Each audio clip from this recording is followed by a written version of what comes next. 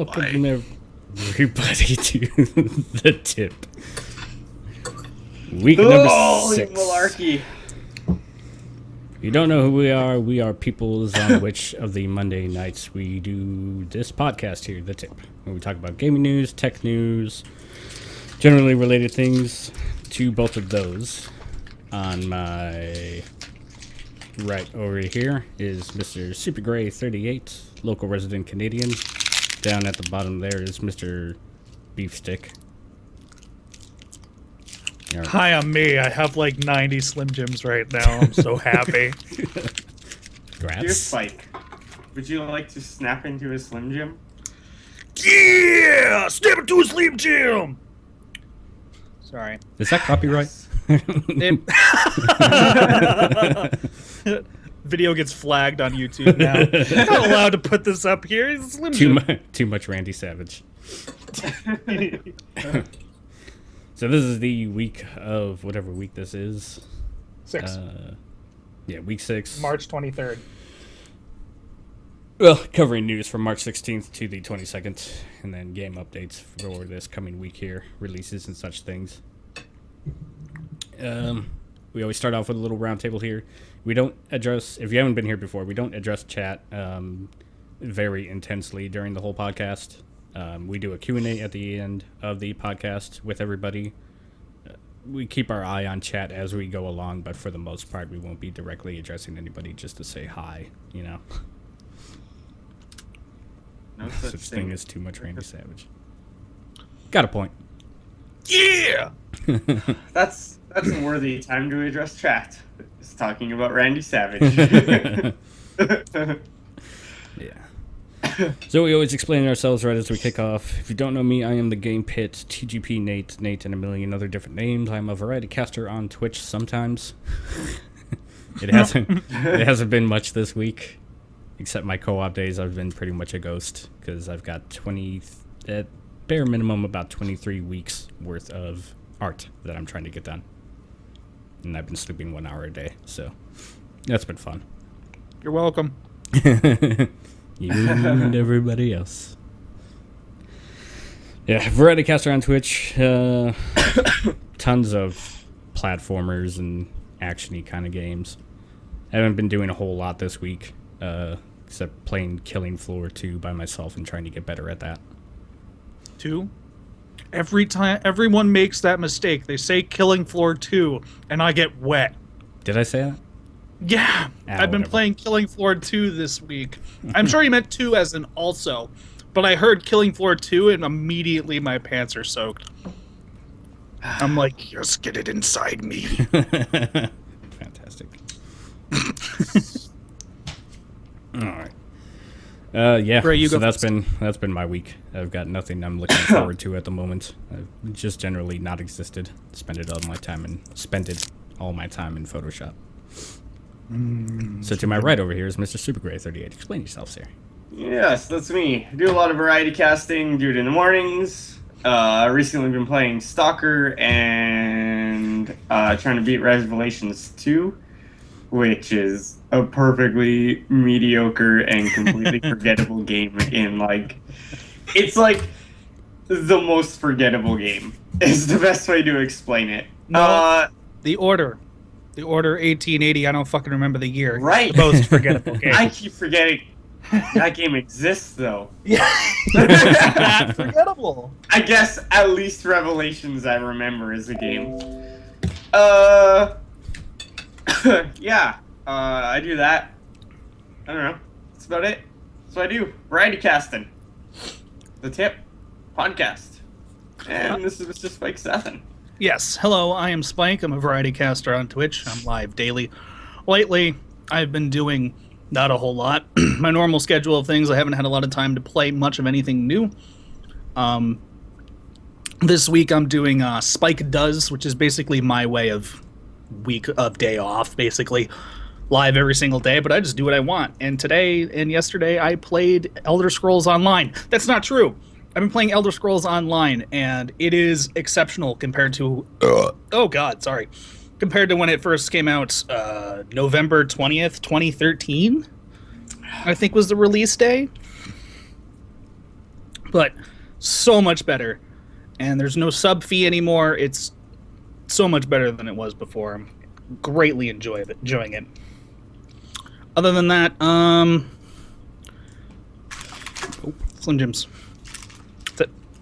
Slim Jims playing video games on the internet. Beard. Done. Slim Jims, Randy Savage. Let's go. Yep. Nope. Killed that as quick as I could.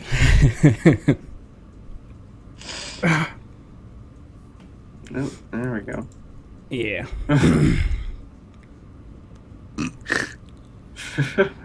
So that was the thing, huh? Toads. All right. So,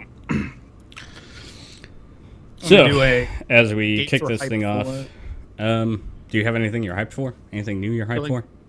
New? No. New? Bloodborne. No. Killing Floor 2, Witcher 3. That's it. That's all I care about this year. Bloodborne. Playing that at midnight. Yep. Grace Are got you? a Are midnight you gonna stream cast going it? on with. Yeah, I'm gonna cast at midnight. Oh, well, there you go. After the pit, you got something to look forward to. Except except for the fact that he's 3 hours behind this time frame. So actually, you don't have anything to look forward to because it'll be like 5 hours before he goes live. Best yet, you get to take a nap, and then you get to. Yeah, nap and then wake up at the ass crack of dawn to watch someone play. Who the fuck doesn't love a nap? Well, no, that's not what I'm saying. I'm saying No, it is what you're saying. listen, Gray. Don't misconstrue your own words. All right, penises. That kind of leads into something, though. Me and Gray exist together on Tuesdays usually, but since he'll be doing a Bloodborne Day 1 release stream party, Wednesday is going to be a very busy day for this channel because we will be shifting Co-op Tuesday to Co-op Wednesday, so that'll be happening during the daylight hours, and then at night will be Dead Wednesday with me and Spike, which is where me and him were originally doing things of all dead natures, and now we're just having a whole lot of fucking fun with Serious Sam. Serious Sam's so good. So good. That Serious Sam has a lot of dead things in it. Oh, That were boring? reanimated. Well, no, Bye. there's a lot Don't of be here. things we kill. No, because like all the kamikaze soldiers are dead. They're just reanimated by mental. Listen, They're we're all trying to get basically away from the dead thing. No, you can't. So don't justify it. You can't. Or don't justify it. Dead Wednesday. What if I wanted to play Hello Kitty Pedo Adventures. There we go. Basically. There we go. What if I wanted to do that? My voice is coming in. You're lower just than Spike's removing voice. everyone. Don't be douchebags. You're bored? Bye. Don't want you here. Oh, is that what he said? Did you say he was bored? Plenty of other casters for you to go check out. Over 1,000 That's plus at any true. given time. Go watch a League of Legends caster. Then he'll ban you for being you because everyone's reported. Sorry, shots fired. Onward. Big fan of the League of Legends community, are we? So, moving forward. Video game releases this week. It's kind of an interestingly confusing list of shit I've never heard of. Yeah. Starting today. What about Bloodborne. me? Starting today, we've got Walkover on PC, Out of the Park Baseball 16 on PC, World of Subways 4, New York Line 7 PC, because we don't know how to make titles that aren't 17 words long. World of Subways 4! I haven't even heard of the other three! What the fuck is World of Subways? 12 Labors World of Subways Hercules 3. on PC, Runestone Keeper 12 on PC. That's all for today. Awesome. So if you're super interested in World of Subways 4, you can pick that up right now. If you want to clean out the god's stables as Hercules. Hercules Labors. Awesome. That's like all to he's, point that's out all he's that doing is Hercules- yard work. Yeah, well, no, that's what I want to point out. Is like Hercules did some really fucking boring shit in those labors. All right, tomorrow, obviously, we've got Bloodborne on the PS4. We've got episode 2 of Life is Strange, which I've actually seen quite a bit on Twitch. Yeah, Life is Strange looks pretty cool. So yeah, Life is Strange episode 2, Out of Time, will be coming out tomorrow for PC, PS3, PS4, Xbox 360, and Xbox One. Metal Slug 3 is actually going to the Sony Play Store. So you will be able to pick up Metal Slug 3 on the PS3, 4, and Vita. VRC Pro is coming out on the PC tomorrow. No idea what that is. Borderlands, the pre-sequel, the Claptastic Voyage, which I hadn't really heard of till now. I don't know if that's a standalone or... That's a this DLC as far as I'm aware. That'll be coming out on the PC, PS3, and the Xbox 360. Lego Ninjago Shadow of Ronin will be coming out on the 3DS and the Vita. Product placement. Another reason we can't monetize the video. And Borderlands, the Handsome Collection, will be coming out on the PS4 and the Xbox One. Which includes Borderlands 2 and Borderlands the pre-sequel and all the DLCs to the pair of them. It's we really talked about that deal, last week, I actually, believe. if you haven't played either. Yeah, the price point isn't bad either for everything you get with it. Isn't it? Is it full price? It's $60? Or is it 40? I thought it was cheaper. I think it's around the 40 mark. Don't quote me on that. I don't remember. I remember we talked about it not that long ago. Yeah. All right, you heard it here first from Nate. Feel free to quote him. $60. $60. $582. So get your banks in order. It's Feel on free- Steam only. You can only get it on Steam, even though it's only come out for the PlayStation 4 and For the Xbox One. You Xbox can One. only get it on Steam. Yeah, feel free to tweet 2K with any complaints you have and use Nate as your source. There you go. Perfect. How do I buy this game on my PlayStation 4? Link my It's channel to only on 2K, would you Steam. please? Hashtag Nate told me. All right. On March 25th, we have 3 games I've not heard of at all, but if you're excited for them, they're coming out. Hashtag Nate told me. We've got Discourse on the PC, Ethereum on the PC, and Sky Battles on the PC. March 26th, we actually finally see the release of Infinite Crisis on the PC, which was a DC Comics MOBA, I believe. I gotta figure this out. I don't know. I'm surprised it wasn't Infinite already. Crisis, I believe it's a... Yeah. I know it's DC related. It's CCT. You would have to look at Command's timer, by the way. Spirits of Xanadu on the PC. Battle Academy 2, Battle of Kursk. Battle on the PC. Battle. Pillars of Eternity on the PC as well for the 26th. And then on the 27th, we have ridiculously long names. Is any of them Naruto Shippuden Ultimate Ninja Storm 3 Full Burst? Not quite. Or Dragon Ball Z Budokai Tenkaichi 3? See, even that's not so bad. Anything by fucking Capcom. All right. Bandai. So on the 27th, we have Keebles on the PC. We have Snowflake Tattoo, which is all in caps with forward slashes on both ends. That's the actual title. That's Awesome. the actual title. That's coming out on Forza. PC. We have Forza Horizon 2 Presents Fast and Furious on the Xbox 360 and Xbox One. We have Nightbanes on the PC. We have Age of Fear 2, The Chaos Lord on the PC. We have Albedo, Eyes from Outer Space on PC. And then this was a thing I didn't know was happening, but the Oddworld Abe's Odyssey remake, Oddworld New and Tasty, will be hitting Xbox One arcade store. So awesome. Except that if you have a PS4, you can already get it free. Yeah. It's also now. on Steam. Yeah. It's first entry into the Microsoft Marketplace, I believe. Is it like an old style 2D platformer? It's a remake of Oddworld Abe's Odyssey. Never heard of either of them. So is it still a 2D platformer? Puzzle Yeah, platformer, but basically. It's a puzzle platform. Okay. It's really good. Like I haven't actually played the remake yet, but the original is super good. Yeah, I played the shit out of Abe's Odyssey. I don't know anything about the remake, though, as it exists. Apparently it's just as good. A lot of the puzzles and stuff are redesigned though, so that like if you're coming back to it, It'll be new. It'll Yeah. be so it's a cool remake. Yeah, Kind of like how Resident Evil 1's remake was on the PC, where they super upscaled the resolution of like the textures and environment and stuff. Oh, plus they changed around Yeah. some of the puzzles and how the enemies work. exactly. Like Yeah. there's a lot more. They actually put work into it. That's what we're getting at. There you go. Go figure. A real remake. A real one. A real remake. 2013. All right, sorry. I didn't even. They offered that free, and I don't think I downloaded it. So. The Tomb Raider? Yeah. It's alright. It's okay. I liked it. It's okay. Yeah. He's okay. If you're looking for a little adventure, it's a okay. good. It's okay. It's okay. It's okay. All right, and then game updates that kind of dropped throughout this week. Arkham Knight got pushed back from its release date, just as everything else is being pushed back from its release date. Surprise. Yeah. I can't overstate how many times I've had to say that in the past 2 weeks. That Arkham Knight. That release date push isn't really that far, though. It's only 21 days. Yeah, they didn't push it too far. It pushed it from its June 2nd release date to June 23rd, so it's not super long like all the rest of them, which have been months upon months to. Like The Witcher 3 was a 3-month delay. I don't care.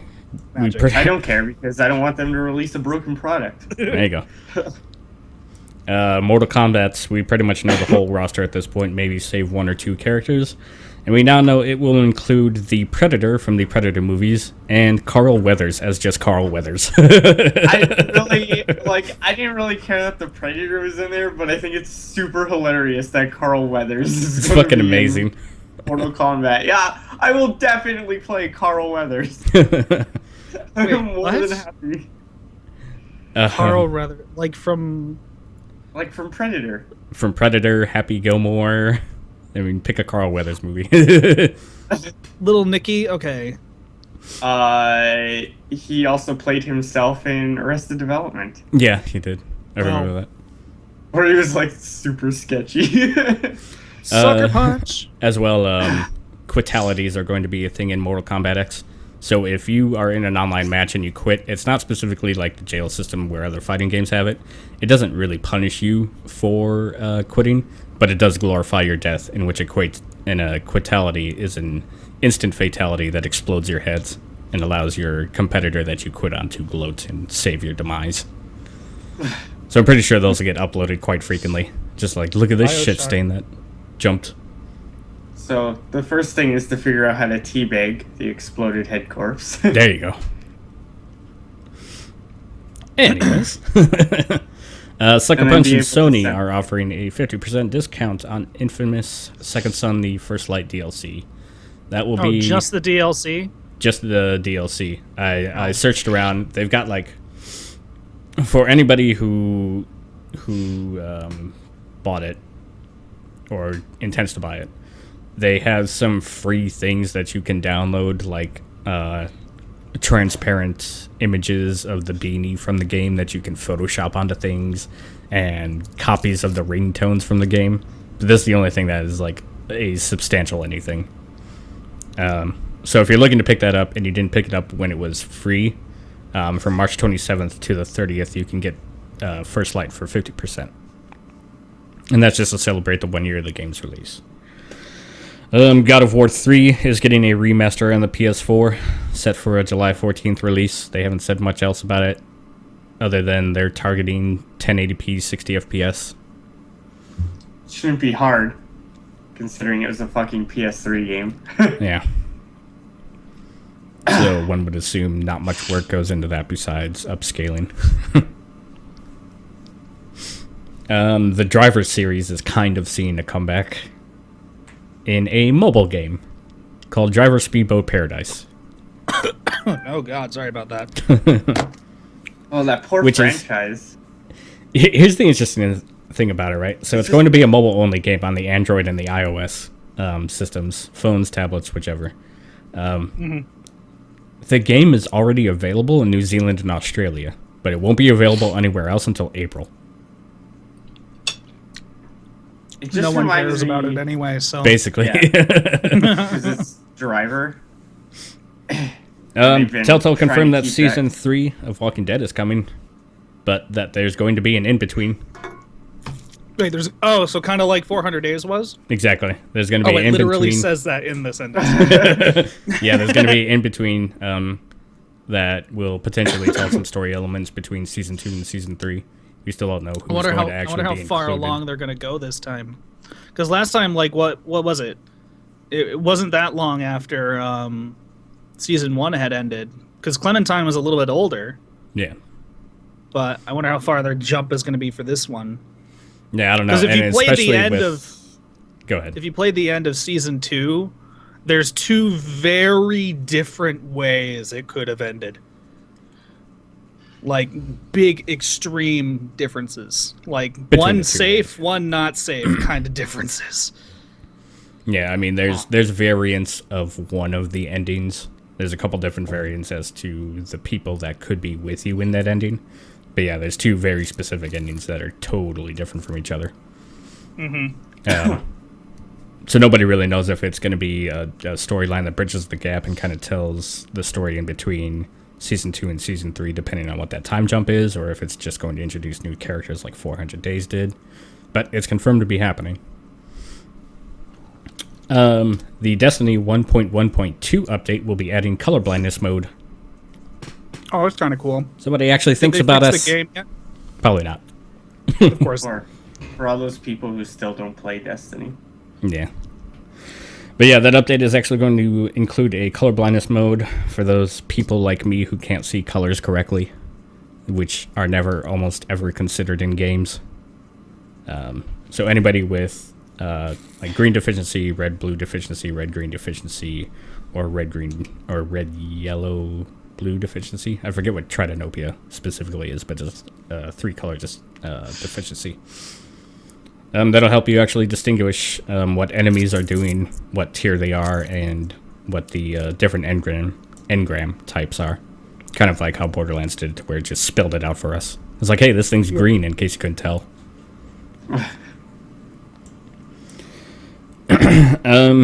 Anybody interested in Atlas's new Etrian Odyssey game, Etrian Mystery Dungeon for the 3DS? If you pick it up before May 5th, within a month of the game's release on April 7th, you will get all 5 of the quest DLCs that are planned for free if you pick it up before May 5th. But the game is released on April 7th. So you've actually got... It's an interesting way to do it, because that allows people a buffer to actually see if the game is worth buying before deciding to buy it, and then still getting the free DLC incentive. Instead of saying, like, oh god, we don't have enough pre-orders yet. 2 days before the game comes out, you get free stuff. Exactly. Which is, in my opinion, anti-consumer. Yeah. Super anti-consumer. So But telling people that they get all the free stuff after release, as long as you buy it early enough, is totally fine. Yeah. Because then people can make an informed decision. Yeah, Yeah. But exactly. you're like, so it's a benefit to both the company and the consumer. Yeah, I'm okay with this. I'm totally down with that. I think that's the way it should be done. Yeah, If you're gonna do it. it's a very smart way to do it. I wish more companies followed it. I like Atlas as a company anyways. I've liked most of their titles so that they do I. put out, so... Yeah, they're a company like I don't say I particularly trust the company per se, but they're one I'm more prone to be excited about their games. Right. Sorry. There's so many Slim Jim. Oh yeah. Alright. 6 new LucasArts, well not new, but 6 old LucasArts titles hit Good Old Games this week, including 3 of them which have never been digitally released before. So now for the first time they are in a digital distribution format. And some of those include Indiana Jones and the Emperor's Tomb and Monkey Island LeChuck's Revenge, which are very old classic LucasArts titles. I mean, what people talks about. Pepperoni's LucasArts. Right.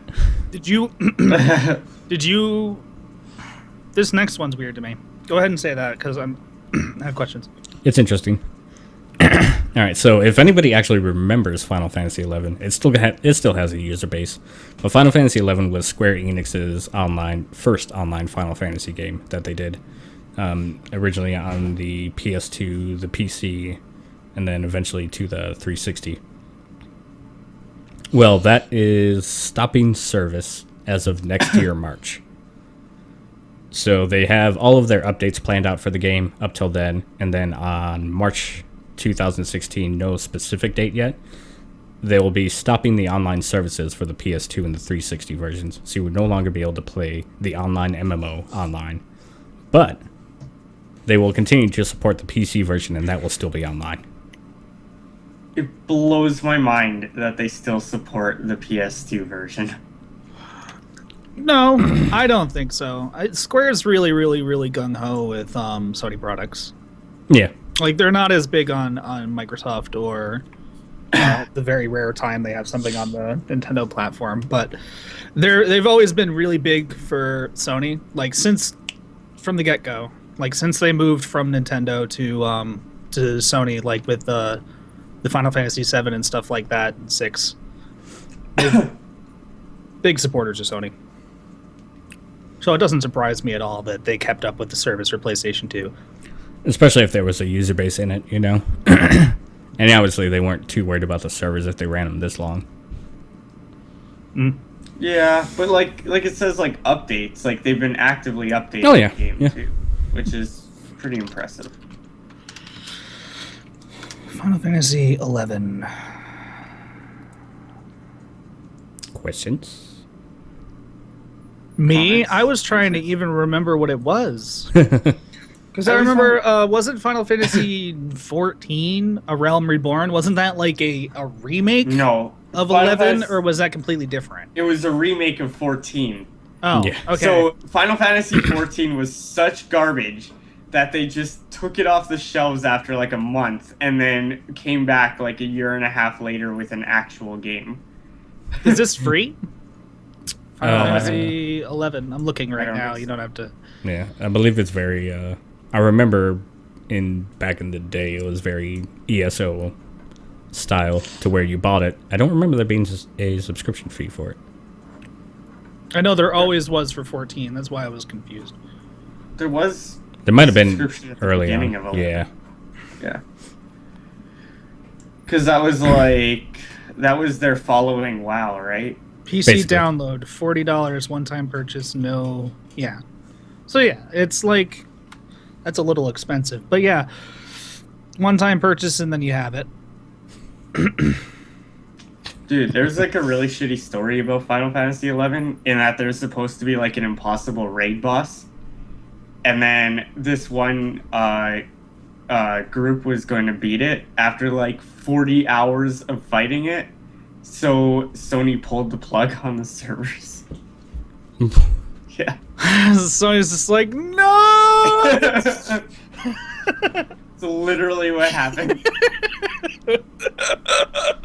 If that's true, that's hilarious. That's fucked up. It is. They like the videos are out there and everything. It's no, like I totally think that's hilarious. Fucked up. No, even if I was in the group, I would have been upset for like 5 minutes. And they would have been like, "We caused Sony to shut down the fucking game for a minute." Oh, I guess that's funny. That's how I would have looked at it. That's hilarious. All right. Sorry, I was really confused about Final Fantasy 11, but now I remember it. Yeah. I'm excited about being able to actually play that Indiana Jones adventure game because I hear like tons of really good things about it. How it's like a super classic. GOG. Oh, okay. I had no idea what you were talking about. Looked at the GOG thing. Yeah, the LucasArts thing. I don't care about anything. Sorry, some super hipster. Yeah, I know. Wait, wouldn't hipsters care about LucasArts because it's like retro? Nope. No, because everybody else cares about LucasArts because it's retro. Exactly. So being the hipster would be being the guy on the outside. Yep. I don't understand how to be a hipster. I don't know how to hipster.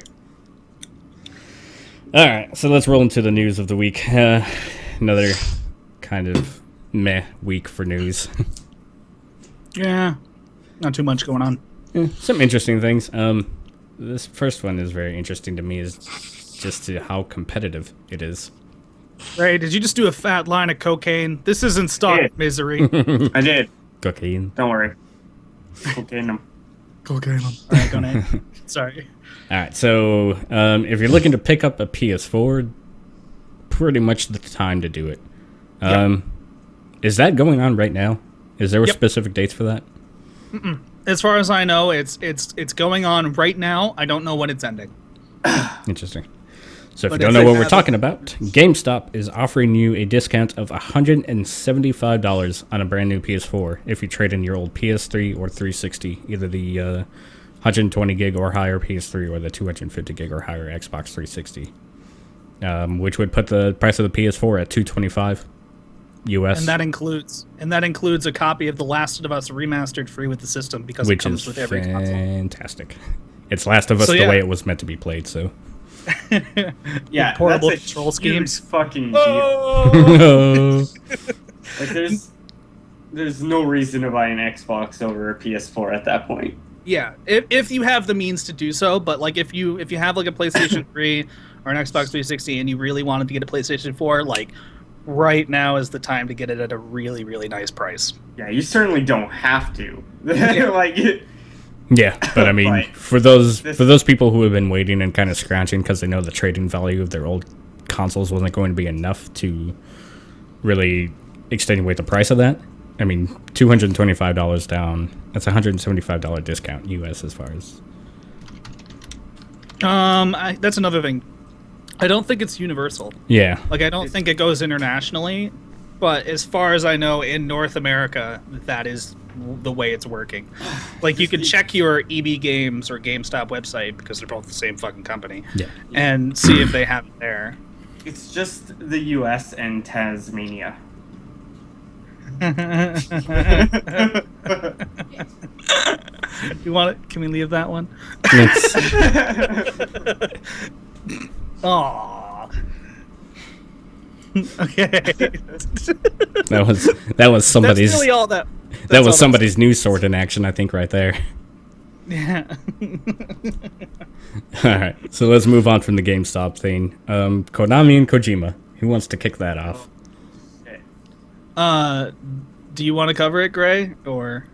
Yeah, I mean, I don't mind. I think we were all pretty interested in this development, but essentially what's happened is there's started to become a rift between Konami and Kojima Productions, and it looks like very specifically Hideo Kojima himself.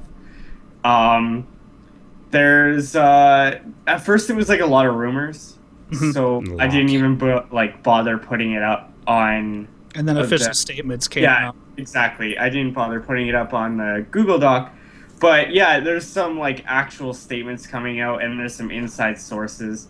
And basically, Kojima will be leaving Konami after the release of MGS5. And, yeah, it looks like they're pushing him out. Konami is replacing a lot of its top people, and, you know, they're looking to shift the Metal Gear Solid franchise away from Kojima's name entirely. Oh, yeah. Like now they don't even say a Kojima production on any of the previous ones on the marketing. Yeah. And anything. Yeah, it's gone. And they're already looking for new staff at Konami to replace Kojima Productions. Yeah, it's there's a lot of stuff to go with this, but it's pretty crazy. And even some of the sources are saying that a lot of Konami's movements towards making this happen. Which, by the way, one last thing, Kojima will be working has 100% of control with MGS5. Yes, and after that, he's leaving from that. But right now, MGS5 is still in his hands. It's still a lot of his work. Nothing's being changed. It's just after that. Yeah. Luckily, at this point, he pretty much legally has full control over it because contracts and rights and stuff. So you don't have to worry about Konami seriously fucking up Metal Gear Solid 5. Luckily. Just any potential future franchises. Any potential future franchises. Anywhere from here forward, it's up in the air. But well, I mean, and then still Silent Hills too. That's a good question. Is Kojima's Silent Hill? Well, yeah, Kojima's working on the new Silent Hill. Would be his first one. Oh, yeah. That one looks fucking good, though. Yeah, it would be Kojima and Benicio del Toro working on Silent Hill together. Benicio del Toro working on a horror game is something I'd like. Konami is also making a lot of moves to kind of shift the power away from the company entirely and turning it more toward to a contractor source than an actual dev team. Yeah, that's I mean, everything goes hand in hand here. I think I could conjecture that Kojima didn't like the way that Konami was planning to restructure the company, because he's very integrated in that company as it is. Yeah. And I'm sure that helped cause a lot of that rift, and Konami saying, well, if you don't like it, just GTFO. Yeah. I mean, like, to be fair, Kojima's really wanted to work on other projects for a long time. I'm sure he's not overly satisfied or overly upset about a big severance package. Well, he's also, he's also still entitled to a lot of the money from those games as well. Yeah. Oh, absolutely. He has legal sure, rights over the IP, right? Like, so, well, for right now. Well, I mean, he doesn't have control, but he has interests, right? Like, he'll get royalties. The same way, like a director or an actor doesn't own the movie they're in, but they receive royalties, right. Dividends for. So even though Kojima's kind of, I don't want to say jumping ship, because it seems like it's a mutual thing. He wants to leave, they want him to leave. So since that's happening, I would suggest just follow along with Kojima if you're interested in that kind of thing, because I guarantee he'll probably look into ways to building another dev house on his own and doing some kind of development from there, because I don't think he's going to fall off the face of the map. And nobody would really say no to jumping into a Kojima-run dev house, I mean, I quite specifically like Kojima more than I like Konami. Yeah, that's the thing is, like... This is like the 15th Slim Jim. Sorry, I just had to Jesus. That's the thing is Kojima has said he already wanted to work on other projects. Like, he said that before this whole thing happened.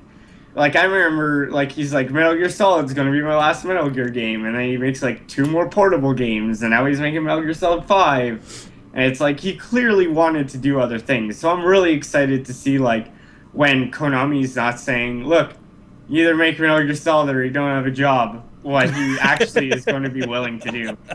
I mean, and I wouldn't disagree to that's exactly how that talk went down, too. Yeah. We have you on contract, you make Metal Gear Solid 5 or you get out. Exactly. And I'm pretty sure he's like, well, fuck it then. I wonder how close they're coming to his actual termination of the contract. Like how much time would he have had left? Like, did it already happen, and he's just staying until MGS5 is done, or is it like going to happen like right after the release day? Right. I believe. Or do they have like years on them? I believe on the game industry article I read is that it terminates after the release of MGS5. Interesting. That was citing a source. Right. To be fair, but that was. It wasn't an official statement. It was just citing a source that he will be gone after MGS5. So, yeah, I don't know. I'm excited to see what monetization. I'm excited to see what Kojima does. I don't really care what Konami does after. Yeah, basically, right. Konami was basically kept afloat by fucking Kojima, so whatever. Yeah, I don't really care at all, to be honest. I'm not a fan of Konami. I'm not a fan of Kojima's work. It's not really my thing. Yeah. But, really? Nope, I don't care. Do you hate freedom? Do you hate freedom? Are you not willing to fight the Metal Gears? I'm secretly a terrorist. I mean, look at the beard. Let's just put all that out there, huh? Well, NSA is already fucking watching me. I had someone come in my chat one day and say, like... the VOD is going to be, I'm secretly a... talk about their bomb license. So, I'm fucked. I don't care. Clearly you are not a patriot. Jesus Christ. I hate sports. Because those Japanese games oozed American patriotism. I hate sports. That clicked so late. Okay. All right. So Bloodborne is a game, huh? Yeah. Bloodborne is definitely a game. Get this next one. This is you. What? Okay. Bloodborne devs are saying New Game Plus One of Bloodborne is trumping the devs themselves. Hidetaki Miyazaki says, yes, there will be a New Game Plus mode. We are having trouble beating it, though. Yeah, so essentially they said, you know, some people find Dark Souls and Dark Souls 2 really easy on New Game Plus, so they're going to make it really fucking hard. Like, hard enough that the devs are having trouble with it, and they know the goddamn game. Inside and out. Yeah, I mean, So- it's kind of one thing to have, like, your common programmers sit down, but if they have their everyday testers sitting down and they can't beat New Game Plus, people who have tested every single section of the game over and over for endless days and written papers on it, if those guys can't beat New Game Plus, fucking good luck. Yeah. Fuck it. Yeah, just give up now. You're fucked. Which If you want to see how that goes, Gray's going to be playing it at midnight. I never agree that it will be too hard because of seeing Tetris Grandmasters. That's all like math and Yeah. algorithms and like That's- muscle memory. That's Goodwill Hunting levels of brain Yeah, participation that's what I mean. happening People will be able to beat it. I've seen people beat it. Oh yeah, I'm not saying people can't beat it. I'm Yeah. saying that the average everyday person yeah. probably will have a pretty hard time with it if the development team and such like that are having hard time. As long as it's not like a Kuma mode, I'm okay. I'll be excited to try it. Because the Great. Kuma mode was fucking garbage. I Grace can't wait to forever see salt. Doxy play it because he's probably gonna die so much and then get so salty. I'm ready with the bookmark button, Doxy. What's really pissed me off is like how lazy Twitch has been like banning people from playing early because it's kind of That's people a thing have that had access to totally Bloodborne? needs to be mentioned. oh yeah, too. but that's like yeah, I figured that's why it's segueing here. But I mean yeah, because I mean you get it all the time where mom and pop shops sell the game early. It'll happen no matter what. Mhm. But normally Twitch is pretty diligent about banning channels that play early. Not only because like, which is not just good for people who made shitty games and don't want it shown, but it provides an unfair advantage in the competitive atmosphere that is Twitch. Yeah. It's not good for companies that make shitty games and just don't want their games to be seen. I love how you worded that. It's funny. Yeah, no, it's. I mean, it's super ridiculous just- that the development company behind it had to directly address Twitch and Twitch support through Twitter, even though it had been Yeah. going on for days and people had been reporting it. The Bloodborne Yeah. game company had to go, hey, Twitch and at Twitch support, did you guys know our game is getting played early because we're getting a lot of reports of that? Could you maybe look at that for us? Yeah, it was. Okay, that's not good. Come on, Twitch. You need, like, I mean, there's been a lot of issues going on with Twitch That is lately, and I almost feel like I don't know. It seems like a company that's overwhelmed. It at seems this like point. it, yeah. It seems really- like there's not enough staff, there's not enough money in it. People are just bumbling around trying to get everything fixed, and something needs to be done about it because it's happening more ever since PAX. It's been like consistent. Everything is fucking going to shit. Yeah, Yeah, ever since I PAX, mean, it's been a lot of chaos. It's been a disaster, to put it lightly. I think they need more administrators. Like they need more. I don't even know what they call them, but you know, like the paid mods that Twitch has. Like they need more people in people's channels, basically. Because like the community self-governs to an extent, but it needs more oversight. Mhm.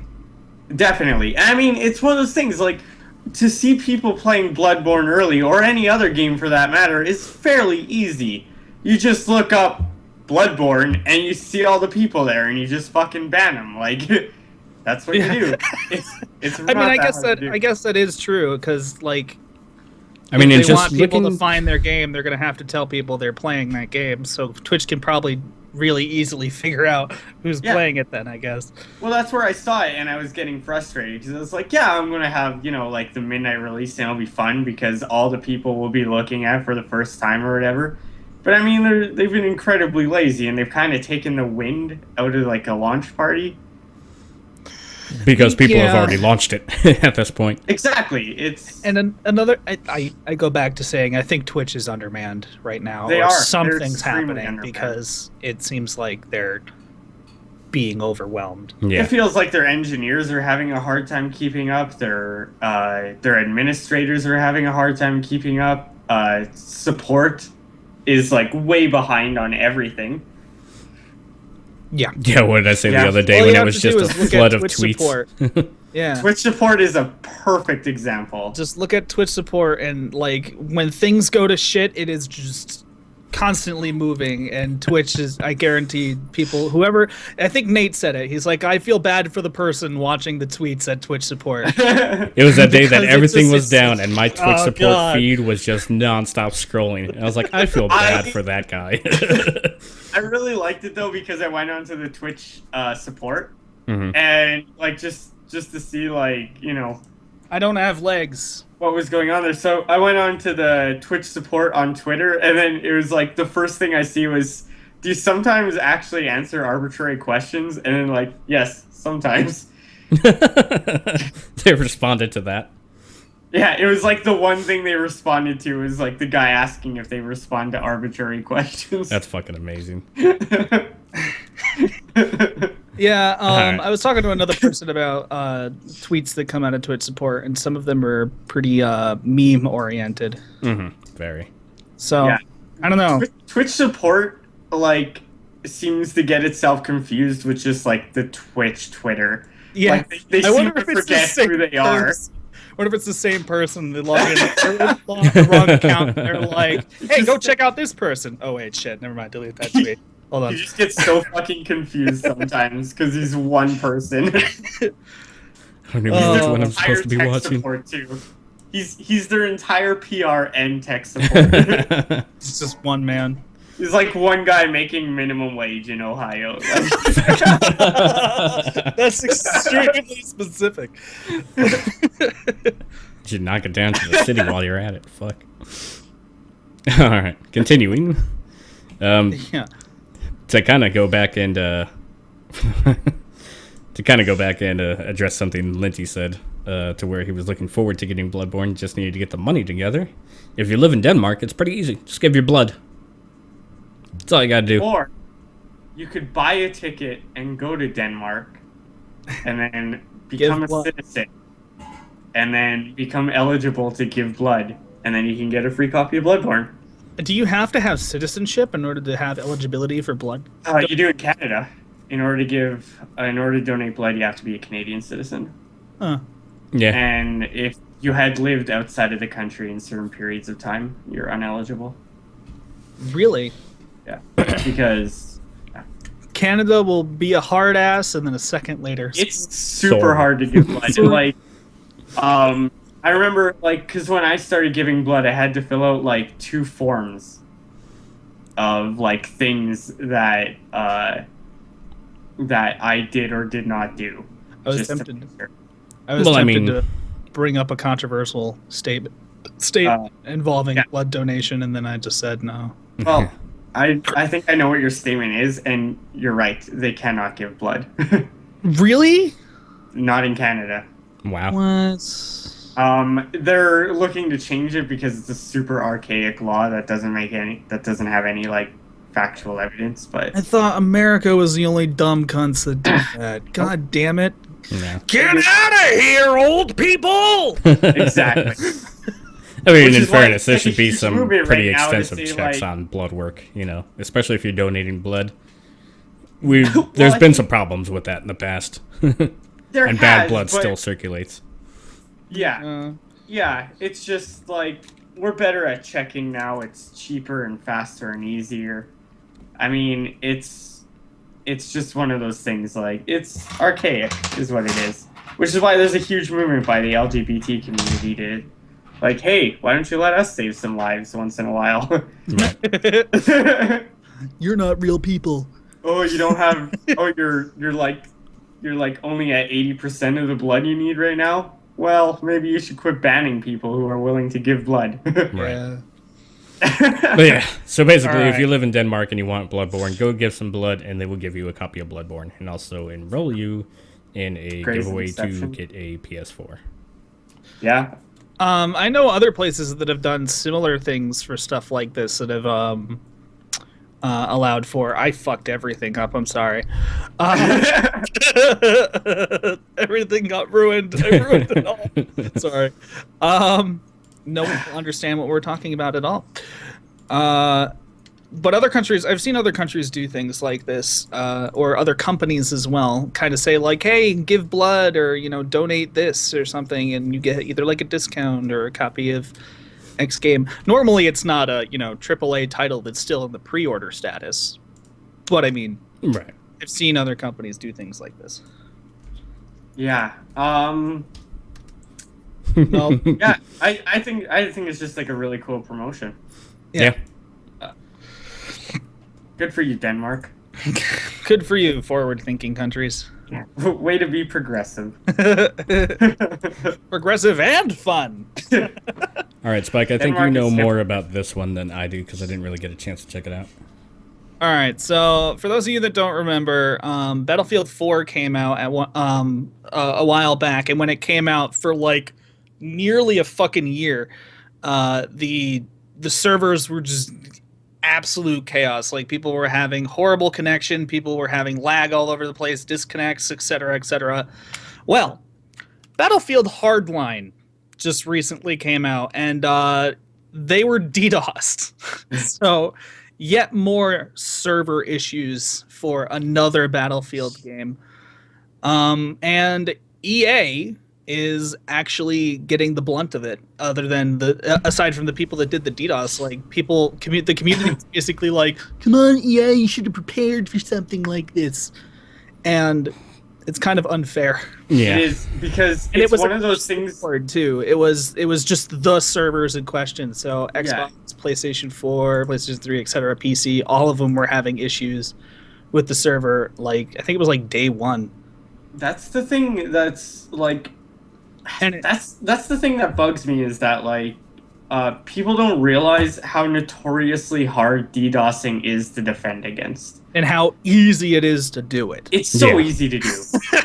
That's why they do it. That's why the script kiddies do it, because you don't have to have like pretty much any knowledge. Yeah, of it's considered programming. the poor man. It's considered the poor man's attack. It is. Or cyber attack. Because It's you can do it to literally anyone, Yeah, and it's- all you need is like a program you download.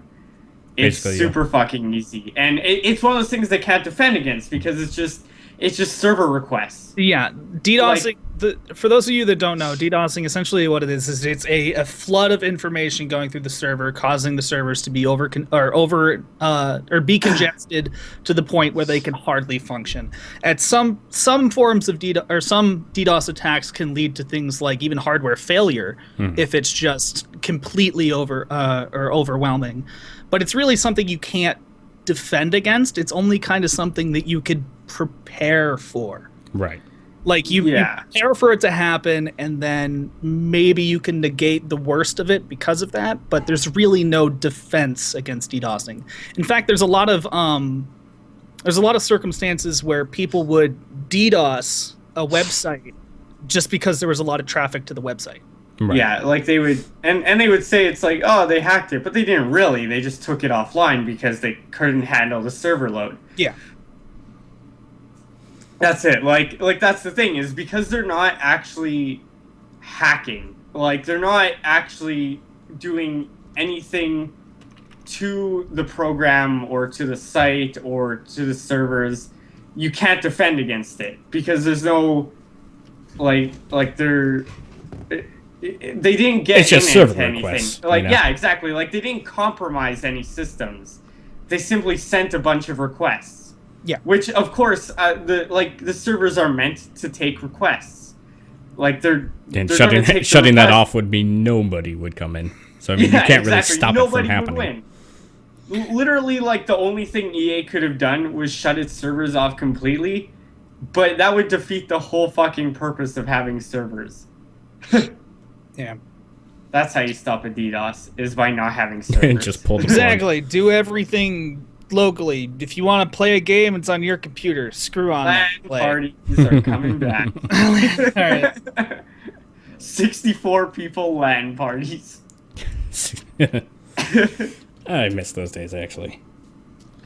Yeah, the Battlefield 4 one was because they had shitty fucking netcode and it was just a broken ass online service. No, I mean, which is why I didn't play. still kind of. You know, I was going to type it out, but I'll just say it. All I know is that you can still be shot around corners. Well, here's the thing about playing a game online. You can't always blame like the servers or the people that made the game or the netcode or anything like that for an issue that you experience, because there is literally hundreds of thousands of variables going at any given time, like your latency, their latency, the server load, the ingest, the amount of time, or when you clicked, when you moved, when the server responded to the fact that you moved, etc., etc., etc. So if people are still able to shoot you through around corners and through walls, it could be the server. It could just be that the person that shot you got extremely lucky with how latency was working at that time, or maybe you lagged for a moment because of a blip on your internet. Like I said, there's thousands of variables. Yeah. I mean, you see it in specifics in other online games. Period. Just because it's the way net works. I mean, Killing Floor is an example to where any amount of net lag going on when you're playing Killing Floor could put the hitbox of a Klotz head left, right, backwards, anywhere from where you're currently seeing it. Yeah. I mean, an extreme example of that would be Counter-Strike, right? Which has to play pretty much perfectly, but still, depending on your connection, won't. Yeah, right. There's too many variables to kind of point blame at anything. It could literally be anything that causes those type of blips to occur. Yeah, so it seems like it's important to remember right now. It seems like the actual netcode and server side of Battlefield Hardline works fine. Yep. Yeah. It's not EA's fault in this case. Yeah. And the issues aren't super widespread. Like everyone experienced them. It's just certain servers. Yeah, it's just certain servers that. Yeah, exactly. And once the attack stopped, they were back online. It was I mean, I love to rip on EA. Give me a subject where I can rip on EA and I'll just I'll be the happiest person in the world. I'll have the biggest erection I've ever had in my life. But that's not saying much. I have a mega chub for yelling at EA. But it has to be fair. Yeah. I'm not going to attack them for something that it's they out of their control. Out of their control, yeah. Yep. All right, so now we get into shut up, twat. Yep. Now we get into kind of the techie portion of things. If you're looking to updates to Windows 10 when it releases, no matter which way you obtained Windows 7, 8, 8.1, it's free.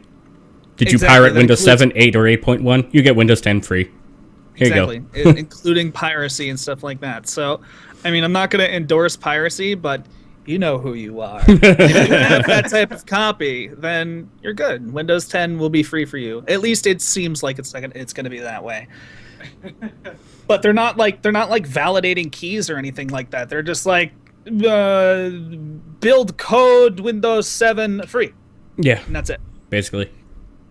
Yeah. If you're on Windows 7 or Windows 8/8.1 right now, no matter which way you obtained it, you can upgrade to Windows 10 and have a legitimate copy of Windows 10. This is definitely a move to steal thunder. It's late though. It's late for sure, but I mean, it's it's reactionary. Yeah. Oh, it's definitely reactionary. It's because the rest of the industry is people aren't going to fucking spend $100 on an operating system. Not anymore. Not anymore. Even Apple operating systems, you could probably get them for at most $50. So, and a lot of them are also free, but yeah, I think it's good, but it's late. That reminds me, we didn't put the Battlefield one up either. So let me get that real quick. All right. But yeah, any pirated copy of Windows 7 or 8, or actually just any copy, period. Any copy of 7, 8, or 8.1, 10's free. Yes. It's, I don't know, pretty cool. Yeah, and their official. Well, I mean, it'll their depend on officials- if Windows 10 is garbage or not, but If Windows 10 promises what it's promising with DirectX 12, like if that works as advertised to work, sold. and if Basically. the UI works fine with a mouse and keyboard, I don't even care about the UI. If I I can do. use 6 cards in my system and they all fucking work. I'm already sold on the fact that I won't have to pay for it. So there you go. That's, Yeah, I that's mean, another thing. I'll- It's also I'll- free, so. I'll almost definitely be upgrading. I can't understand why. Windows 98 Special Edition. But yeah, their total official statement surrounding it towards Eurogamer. There's Microsoft spokesperson said, "We are excited to launch Windows 10 this summer. Anyone with a qualified device can upgrade to Windows 10. This includes, note of mention, this includes Windows Phone 8.1 as well. Yep. So if you have a Windows Phone with an upgradable OS, you can get Windows 10 on your Windows 8.1 phone. Yep. I believe they're referred to as IoTs, Right. the IoT Windows, which involves things like mobile, tablets, smaller variants of the Windows operating systems, etc. If it's Windows and there's a 7, an 8, or an 8.1 involved anywhere in the title, Windows 10 is free. Yep. Which is pretty cool. Yeah, we were talking about this a bit before the podcast about AMD. Yeah. AMD. Do you want me to cover this one? You can definitely start it off. All right, I can mention it. So for those of you that have been following the hardware industry at all, which probably might not be very many, but I'm sure some of you have probably dabbled in it and seen that AMD still hasn't released a new series of cards, and that's a problem because now AMD has announced their next gen and they're releasing it mid this year, right? But VRAM manufacturers have come up with a new method of stacking RAM chips and creating much denser VRAM modules. But AMD isn't using them. The AMD 300 series is going to be released in June, I believe, is going to be using what is called the HBM1 chips for their VRAM, while NVIDIA, which will be releasing their card within 6 months, or their next series within 6 months of the 300 series, will be using the new VRAM modules, which basically makes this generation of AMD cards obsolete almost before they even get a chance in the industry. Basically. Which, because of AMD's delay in releasing the card, on top of the fact that NVIDIA's basically been the powerhouse of the industry since the 900 series, because of that, just getting further and further and further behind. Yeah, this is like the whole Sony thing over again, right? Like, because that's what happened with Sony and its hardware. Like the PS3?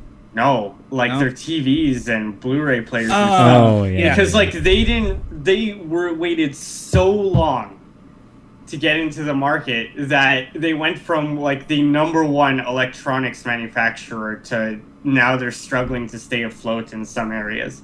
Yeah. And I mean, you're seeing the same thing right now with AMD, because like not only are they using like the HBM1 chips, but the 900 series of NVIDIA cards is already sold like a bajillion units. Yep. Everybody's already upgraded. Like, if they're looking to upgrade this generation, they've already bought a 900 series card. Basically. Yeah, and I've looked at theoretics involving the 300 series, and this is hearsay. This is a blind source. This is nothing validated. No one's actually had physical use with the cards yet. But the source is suggesting that these cards are maybe 10 to 12% better than a 980, which, I mean, if you're a power user and you absolutely have to have the absolute best, the problem with that is you probably already got the 980 and you're probably not going to get another Also- card. Also, releasing that much later and that much closer to NVIDIA's next series means it's not really in competition with the 900 series. Yeah. It's going to be in competition with The whatever next- NVIDIA yep. calls the next generation. Yep. Because it's releasing late. It's If it released a releasing month, very late. very late. If it released 1 or 2 months after, that would be okay. It's still now a competition. Yeah, it's been like 3 quarters. Yeah, It's almost a year since the last generation of cards was released to the consumer base, and that's like to people, to certain people, it'd be like, oh, it's only been a year, but like when the industry of hardware is literally 3 names. It's Intel, AMD, NVIDIA. And when one of those names drags behind, the entire industry is slowed down because of it.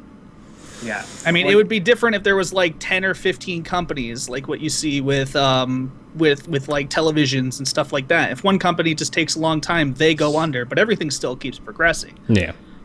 But yeah, with one this, of these it's pretty like, big. Like AMD can't go under because that monopoly will stagnate the industry. Oh, yeah, AMD's GPU and CPU, and they're the only direct combatants to Intel. Yeah, exactly. Yep. Yeah. I mean, And NVIDIA. Yeah. And NVIDIA. Yeah. But that's what I mean, is like they can't fuck this up because it will hurt everyone. Which means they're going to have to very competitively price the 300 series for those to ship enough units to make a difference. Because in those small performance games, you're looking at super power users, and even they probably won't care if it's so much higher price point than a 900 series card equivalent. Like, to be fair, AMD is always the cheaper option. Yeah, usually Yes. aggressively priced anyways. Yeah. But I mean, this is just like it doesn't work at this point. Like 6 months later, and The thing is, though, is that NVIDIA also released a very, very powerful and a very aggressively priced card. The 970 is only $350, and it is like barely even a little bit away from the top-end card. yeah, and even like the 960, like they're calling like the shotgun card because it's like small, but it packs a huge amount of kick right away. And that's like, only $200, and that's also a really good price tag for an NVIDIA card on release. absolutely. That's huge. Normally, you see like those cards like $300+ at that performance point. well, because NVIDIA is trying to stamp out the competition, and They are. Yeah. exactly. But to be fair, the competition's stamping out itself. Because it's taking But- too long. Yeah, but like NVIDIA knows that like the one, major appeal of AMD cards is their price point. So they're like, fine, we're going to have a huge range of price points. Yeah, it'll be interesting moving forward. Yeah.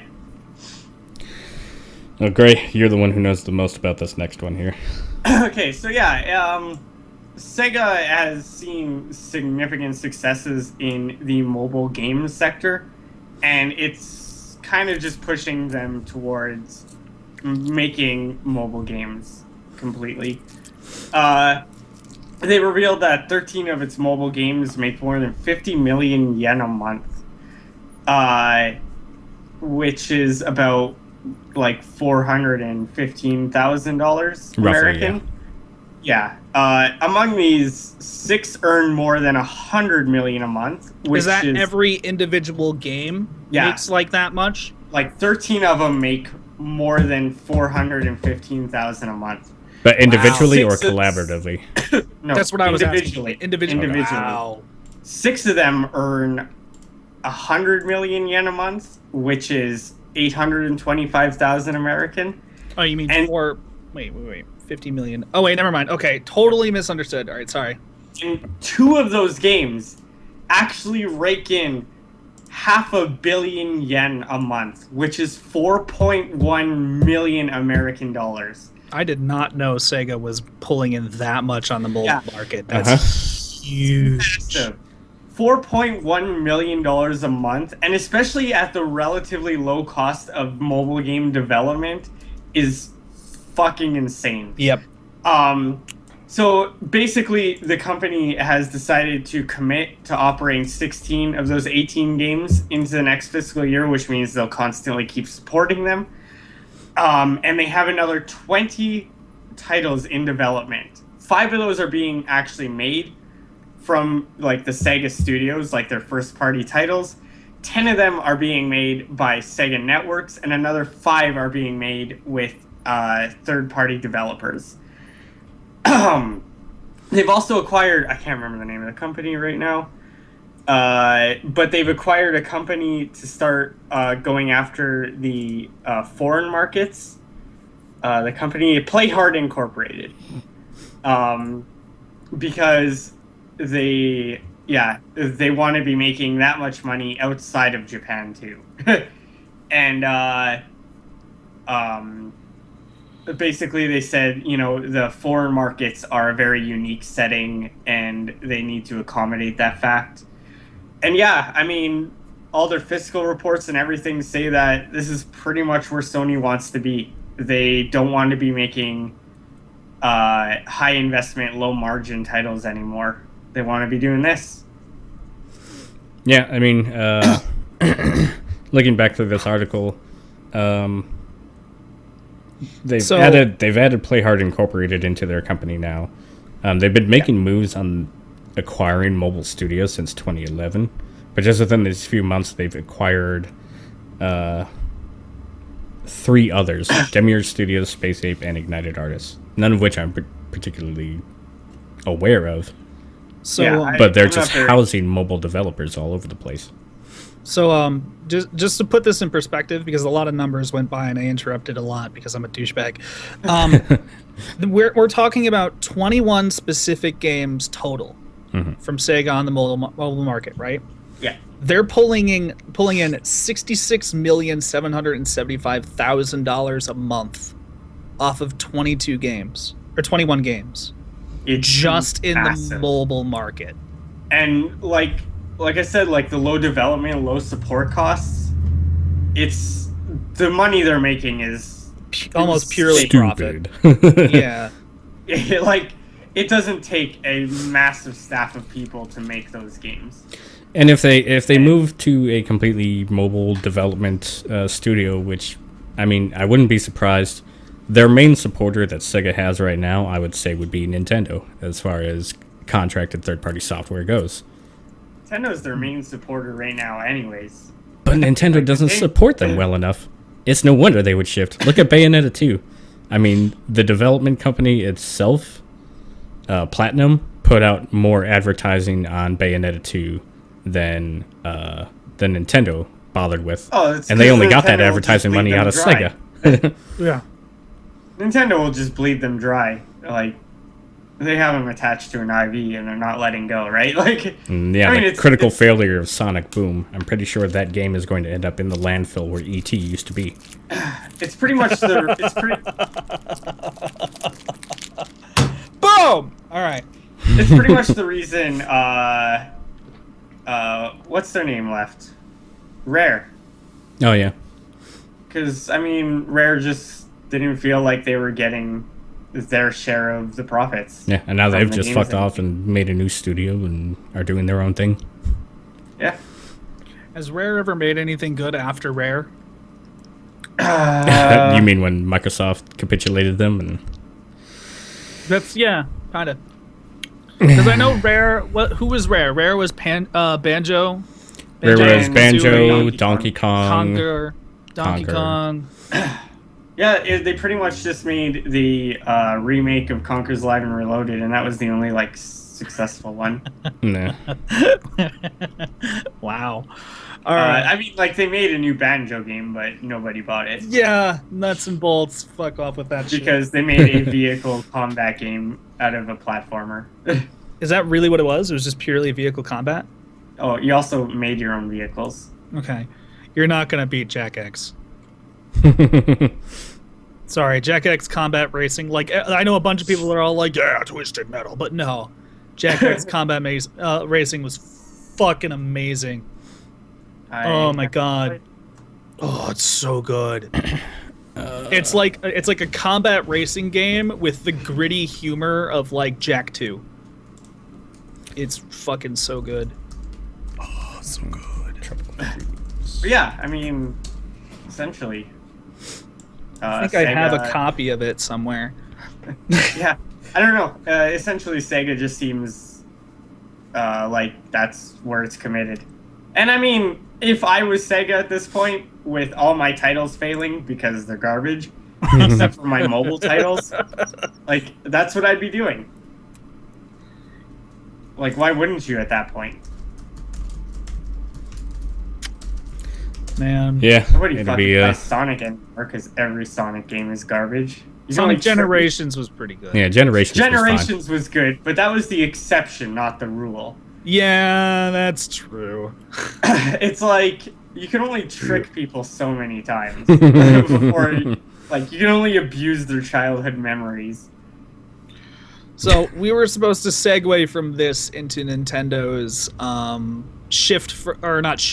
introduction of making mobile games and PC games as well. Right. I Correct? did not hear about Yeah. the PC game thing.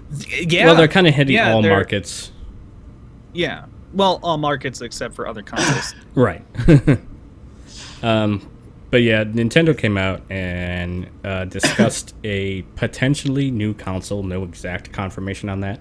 Just a new project that they're working on called the NX. And then within that, they very extensively discussed that they're partnering with the Asian mobile games development house, DENA, as I say it. DNA as Spike says it. Well, that's how It's they supposed refer to be to said. themselves. That's what they want it to be called. Yeah, DNA. Right. Oh, do they really? Yeah. Yeah, that's why I said it. Oh, sorry. Whatever. I pronounce things the way I want to pronounce because America. Exactly. If it comes out of my mouth, it's a word. Deal with Like it. how There you Nate go. still segue. Put it in the dictionary. Done.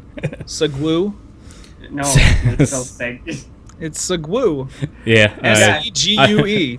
All right. I Yes. fucked up earlier when I was talking to Gray, and I spelt Segway as the Segway that you ride. Okay.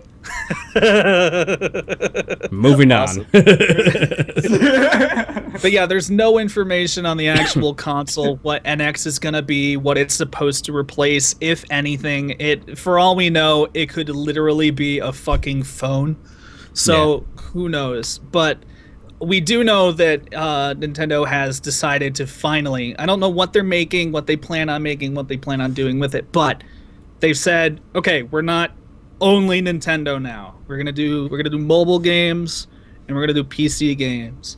And I'm hoping that maybe, just maybe, Nintendo will be like, okay, like the Zelda franchise, or maybe like the Mario franchise, or I don't know, maybe like Smash or something like that.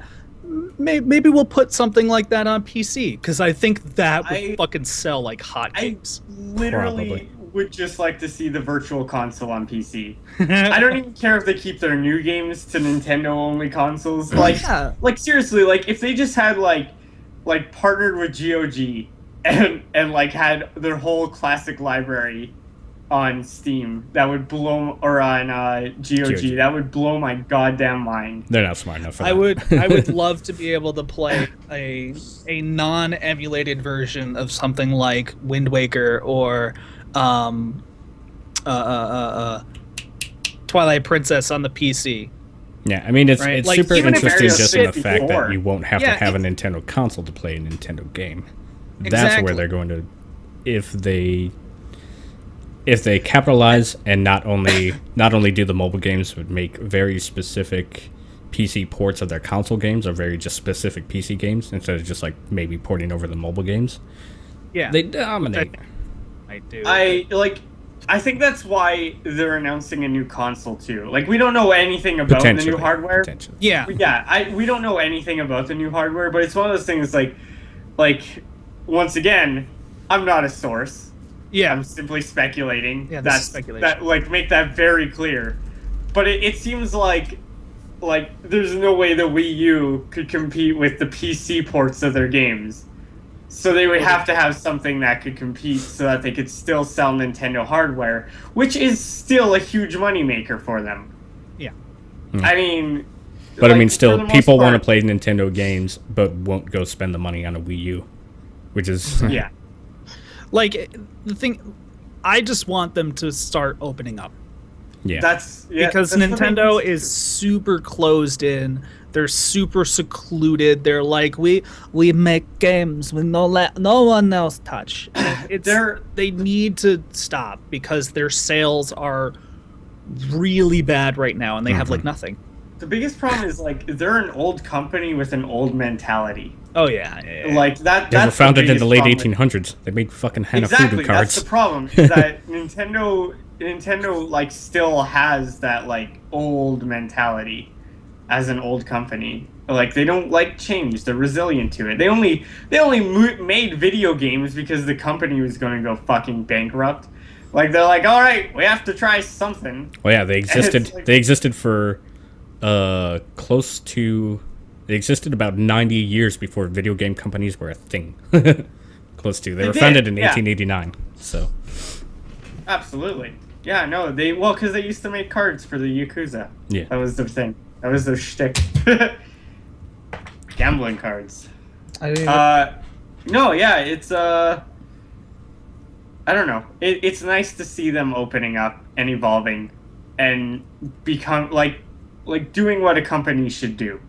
Progress. Yeah. Hopefully Changing it comes with times, opening right? up about other things is what we're all Yeah. Like, again, this is all... Most of what we have talked about is speculation. We don't know what games they're going to make. We don't know what their system's going to be. Right. All we know is that they plan on doing these types of things, and we'll find out more later on. Yeah. Like, before we end this topic, the most important thing to remember is the only facts are they are making new hardware called the NX, and they have decided to support mobile and PC games. Nothing else is fact. Everything else is speculation. Regardless of where you read it, unless like they actually have a source from Nintendo. Yeah. Everybody all over the internet right now is speculating because Nintendo hasn't confirmed anything other than those two facts. Well, that's another thing, is that like they're working on Project NX, but they didn't actually say they were going to release anything. They were just like, this is a concept we're working. Well, that's the thing, is Iwata said specifically that as soon as they release hardware, they're working on the next hardware. It's just they don't normally reveal it so early. Yeah. That was why people were surprised. Yeah. But Nintendo like, is a Japanese company. Yes, Nintendo is from Kyoto? Yeah, I think Kyoto. Japan. Japan. I don't know. They're from Japan City, Japan. Japan. Neo Japan City in Neo Japan. Japan City, Japanland, New York State. It's like shit. what is that place? There's like a hallway town that's is it China? No, it's Chinatown. Totally wrong. Sorry. Chinatown, New York. There we go. Everybody has Chinatown. There's a Chinatown everywhere. Ah! Pretty much at this point. It's getting that way. There's a Koreatown in California. Nobody cares. Well, California's forward thinking. Everything exists in California. Everybody. And if it doesn't exist, it will exist. I do live in America too. Nice. All right, so our last little news bit here. Valve is... So there's kind of a few things that happen with Valve here. And I'll kind of kick it off first with Valve restructuring their terms of service as far as curators and broadcasts and basically anybody who is a content creator that provides content on Steam, whether it's through reviews or through their curator page or through Steam broadcasts.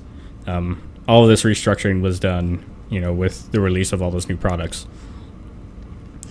So now they've basically restructured everything so that if you're a content creator and you endorse things on Steam in any capacity, you must have full disclosure.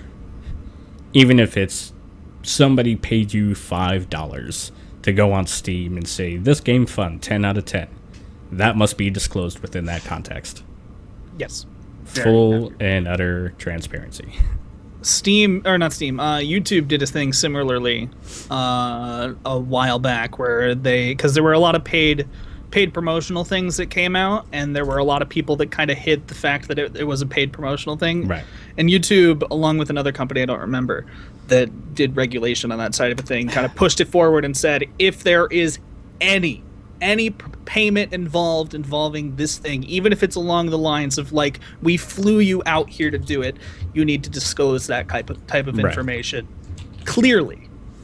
Like, not like, like in the description at the very bottom, like some way that people will click on the video and see that like whether you say it or a title that kind of suggests that you were paid for it or anything like that, it needs to be disclosed. So yeah, that's still kind of a problem on Twitch. Yeah. But yeah, I mean, moving forward, we'll discuss it after, but yeah. Yeah, I mean, it's interesting. They don't want people hiding behind veils. They want to make sure that if somebody's endorsing a product, you know that it's being completely endorsed. They don't want anybody hiding. Yeah, I'm really happy that that's a thing. Because I'm not going to say that people, when they get paid, they are guaranteed to have their opinion swayed. Because that's not true. No, right. It's not. But there are a not. lot of people that have that mentality, and the thing is, it's a promotional thing, so there's no requirement to really view it. So the way that it helps a consumer to realize that it is a paid promotional event is because if they see that and they don't want to experience any bias, even if there won't be any, if they don't want to experience that, they could just say, okay, I'll skip out on this. Right. Because there So are it helps the a consumer fairly to high realize that percentage kind of of content creators who will endorse a product because they 100% enjoy that product and are more than willing to endorse that product, even if they weren't getting paid. Yeah, there's totally plenty of that doesn't going mean around. drop. But I mean, definitely, it's transparency so that people can decide if they want a 100% objective opinion on something. Yeah, totally. Like the one bigger streamer, Cobalt Streak, definitely is always like fully upfront about things, and like I've seen him be like, yeah, I mean, I don't really like this game. I was, somebody paid me to have it on my channel, but whatever, it's okay. Right. Yeah, and that you don't see it as much on Twitch, but on YouTube, it's a lot easier to do it on like the marketing thing on YouTube. Yeah. But I mean, that's the point, is that it's everywhere on YouTube. That's why they really needed to change it. Yeah. Right. For the most part, you only see it when like Twitch has like marketing events, except for like I mean, there's a couple streamers like Carnage does a lot of promotion. I mean, he's very upfront about it, but he does like he promotes a lot of games. I mean, you just have to be careful because currently some people do not tell you that they're promoting a game. Right. And then, I mean, they'll be like, oh my god, it's the greatest thing ever, and they try and get you to play it, but it's easier to do it's easier to trick people on YouTube, though, because it's edited footage. Like, that's why it's a bigger problem on YouTube. Because, like, even if somebody's trying to, like, make it look like the game's super fun on Twitch, like, it's unedited, right? So, I mean, you can see, like, if it's actually garbage. But, I mean, there was a lot of problems. I mean, and that's essentially the problem with the curators right now, right? Is, like, you only see what they're showing you. Which raises the point of, don't just pick one source.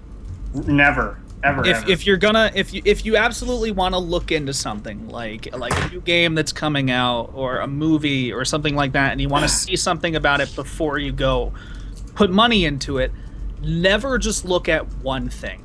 Always go to 10, 20, maybe even 30 things. Just look everywhere, see what a bunch of different opinions are, because if you just look at one thing, you risk that one opinion that you chose being either extremely biased or paid off. Which is why I'm going to get ripped into this. But use Metacritic. Don't use their scores, but just scroll through the page and then click on all the reviews. Don't look at their scores, but it's a perfect list of a bunch of people that you can look at. I don't like cumulative scores because I don't really like scores in general. I don't like Metacritic. I don't like the way they do. I don't like number but scores. I do like I mean, a lot of the people they source. I look at games the same way I look at any product that I buy online. Like, if I go to Amazon to go buy something, I'm not worrying about the actual rating score. I'm going through and I'm reading at least 20 reviews to see what people just specifically say about the product. You know, why did they give it a 4? Why did they give it a 2? That's the same way I approach games. What are people specifically saying about it, rather than the number value they're assigning to that opinion? There's a reason a lot of reviewers are. And then a lot of the reviews on there are just like, penis was on screen for 5 seconds, 10 out of 10, best game ever. # dog farts. Yeah, there's a reason. A lot of reviewers are just leaving scores out of it now and just saying whether they liked it or not. Basically. Yeah, I kind of want to bring up Total Biscuit as an example, because he has been a person that, for the most part, is extremely objective. Like, he'll put his opinion into the topic, but for the most part, he kind of says, he looks at like 3 very different things. Like, is it a good port? Does it work? Is it fun? Right? Like, those 3 very simple things. And he mentions that the fun element is usually subjective to him, but like, it's like a buyer's guide. It's like, if you look at this, I'm gonna tell you if it's worth it, if it could even play, for that matter, type of thing. And that's the type of reviews that I look at, is, does it work? Because I don't like spoilers. Some reviews what they do is they like explain, like, you know, like, during this part of the game this happened and I thought this happening was cool, and it's like, I don't want to know that happened. Does it work? So yeah, there's game a lot mechanics of and stuff are more important. Yeah, there's a lot of different reviews out there as well. And one of the reasons why I say don't go to Metacritic is because Metacritic primarily uses those types of reviews, where people will explain a lot about the game rather than tell you, like, the game's functionality. And people will get other people to just tank a Metacritic score or heighten a Metacritic score just because they have some personal investment one way or the other. Yeah. Say they specifically hate this game because they hate this game, so they're going to sway the results. Fair enough. Yeah, that was a lot of noise. That is a juicer. Let's see if closing the door helps. Goodbye. Goodbye. Get out of my house! Sorry. Now we take Gray's juicing happening over there, and then we take 17 Slim Jims, and we put our 2 hands together. Slim Jim juice. That's all I'm saying. Slim Jim. Oh my god. So good. Endorsement. Let's happen to a Slim Jim, fully endorsed by the Tip Podcast. I will gladly accept money and free Slim Jims if you're okay with me just eating them constantly on cast. If Slim Jim wants to endorse us, then we have somebody who will promote. There will be a big Slim Jim banner across everything up here. Slim Jims everywhere. I'm still waiting our Tentacle Grape endorsement. It'll happen. Tentacle Grape. Tentacle Grape soda. You know, the funny thing about that is, our podcast is referred to as the Tip, so Slim Jim works, as well as Tentacle Grape. So we can quite literally approach them with the mentality of, we're the Tip. Can I have some of your meat sticks and Tentacle Grape? Fucking fantastic. One of these days, people will be selling you Slim Jims and Tentacle Grape. Jesus. But we're not going to tell you that we're endorsed. We're just going to talk about how good transparency. those products are. Because we believe in screwing our audience. Wow. That's sarcasm. I love your faces. I also love your faces. Right. Don't but I love them slightly more. So moving on to Q&A at this point. So Linty, how do we go about selecting games that we will play on stream? Me, personally, I just have no goddamn method. I'm like, what seems like fun like playing? That was English right there. And that's what I play. Mean, it makes sense still, though, so yeah. Yeah, that's what I play. And if I don't feel like playing anything, I basically just don't exist on Twitch. It's a problem. The way I go about it is I do it badly, is what I'm saying. Don't do what I do. That's true. The way I go about picking games is I don't. And by that I mean, ever since I started to get a small community around my channel, I've divulged around me doing anything involving the games that I choose. I have incentive and like decisions on what things I want to play, but for the most part I take like a list of like 4 or 5 things and then I just let people pick. I put it in chat for like a week straight and I say like, okay, what game do you want me to play? They choose the game and then I play it, except for Hitman Absolution because that game's trash. I keep voting for it. But yeah, they voted for it, and like that's the thing. Like sometimes you'll run into a game where you really don't want to play it. At least in my circumstance. So the way that I do it is probably not the best way to do it. But I do like being able to let the community kind of decide where the channel is going to go within some grounds. So that's how I pick what game I'm going to play. And by that I mean I don't pick what other people do. Yeah. I pick games mostly based on what I think. I don't know, because like some games I just sit there and I want to be really quiet and just like absorb the story and everything. But to me personally, I don't think that's fine for people to hang out with me with. Like, I mean, a lot of channels do and they excel at it, but like for me, like like if I'm to play a game like Dragon Age, I won't say a goddamn word for that entire game. Basically. And it's like, so, I mean, it's just games like that I avoid. I play games where I feel, like, more comfortable sitting there and just talking to people.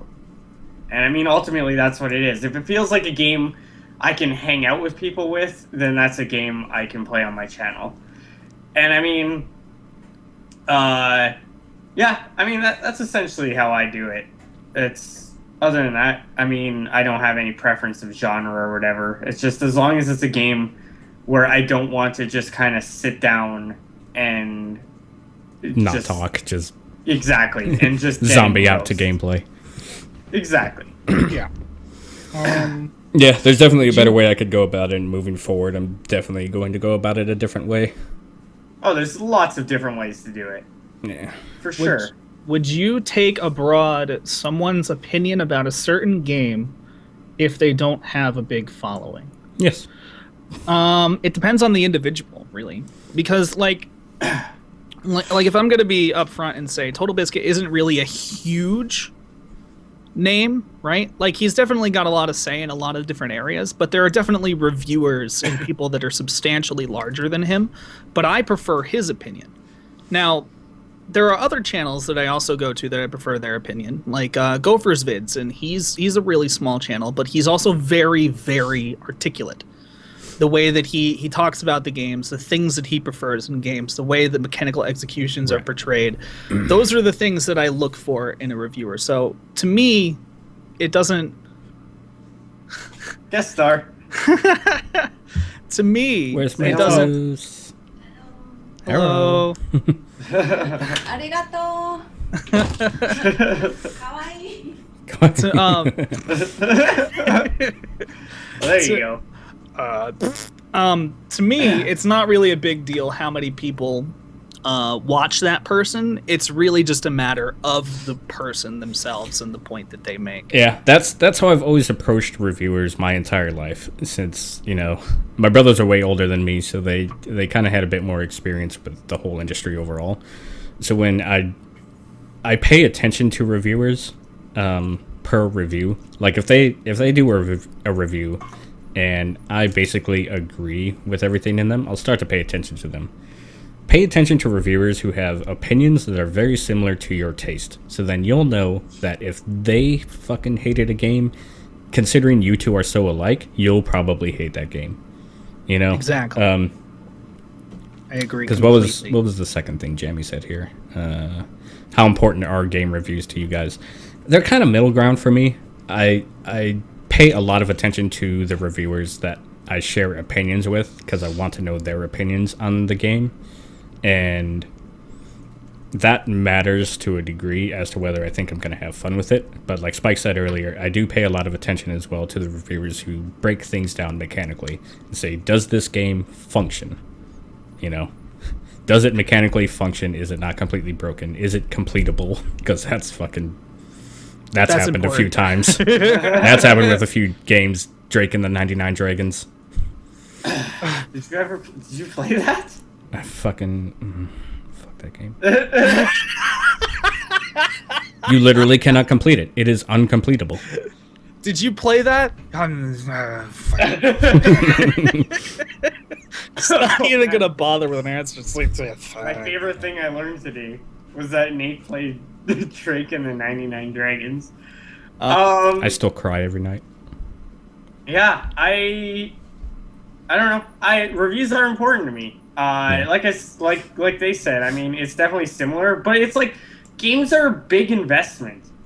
So while there are some times that I have gone out and ignored a reviewer because the gameplay they showed or whatever, like regardless of whether I trusted them, and I've gone out and bought it and I've enjoyed it counter to their opinion, most of the time for the amount of money you spend on a game, it's like people won't go to a movie if it's getting terrible reviews, but that movie costs like $10-11.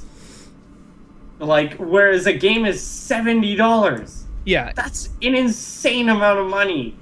Gaming is referred to as one of the most expensive hobbies because, unlike other hobbies, there's a constant progression in it.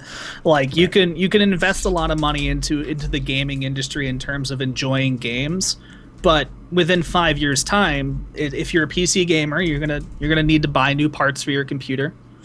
You're gonna be buying more games when they come out, and they come out multitudes on an annual basis.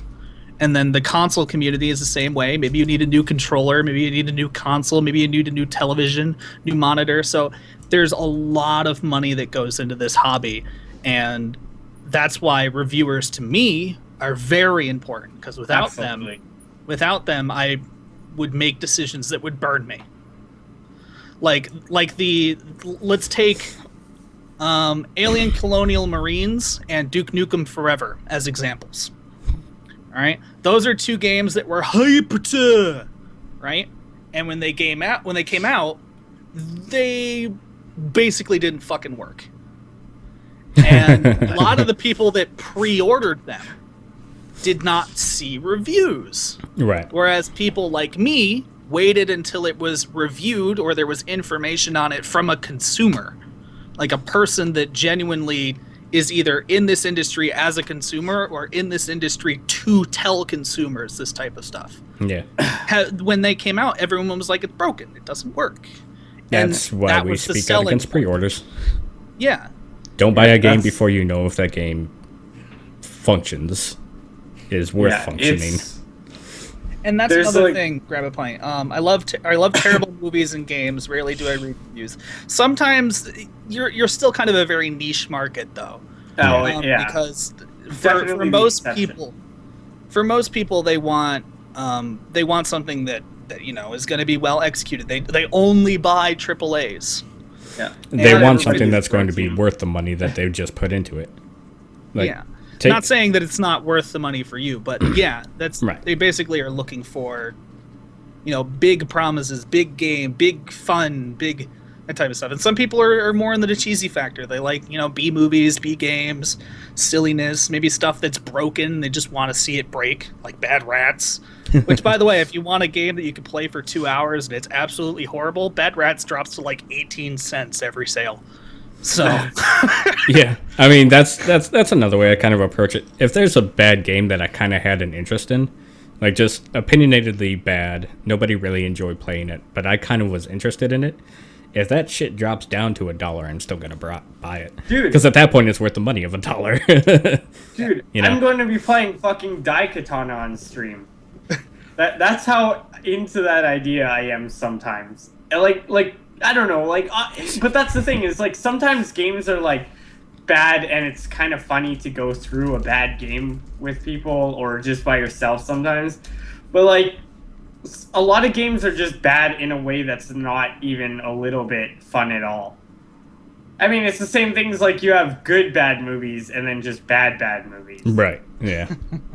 You know what I mean? Like, Yeah. some movies can get Mystery Science Theater 3000 the hell out of, but some bad movies are just so fucking boring that, yeah.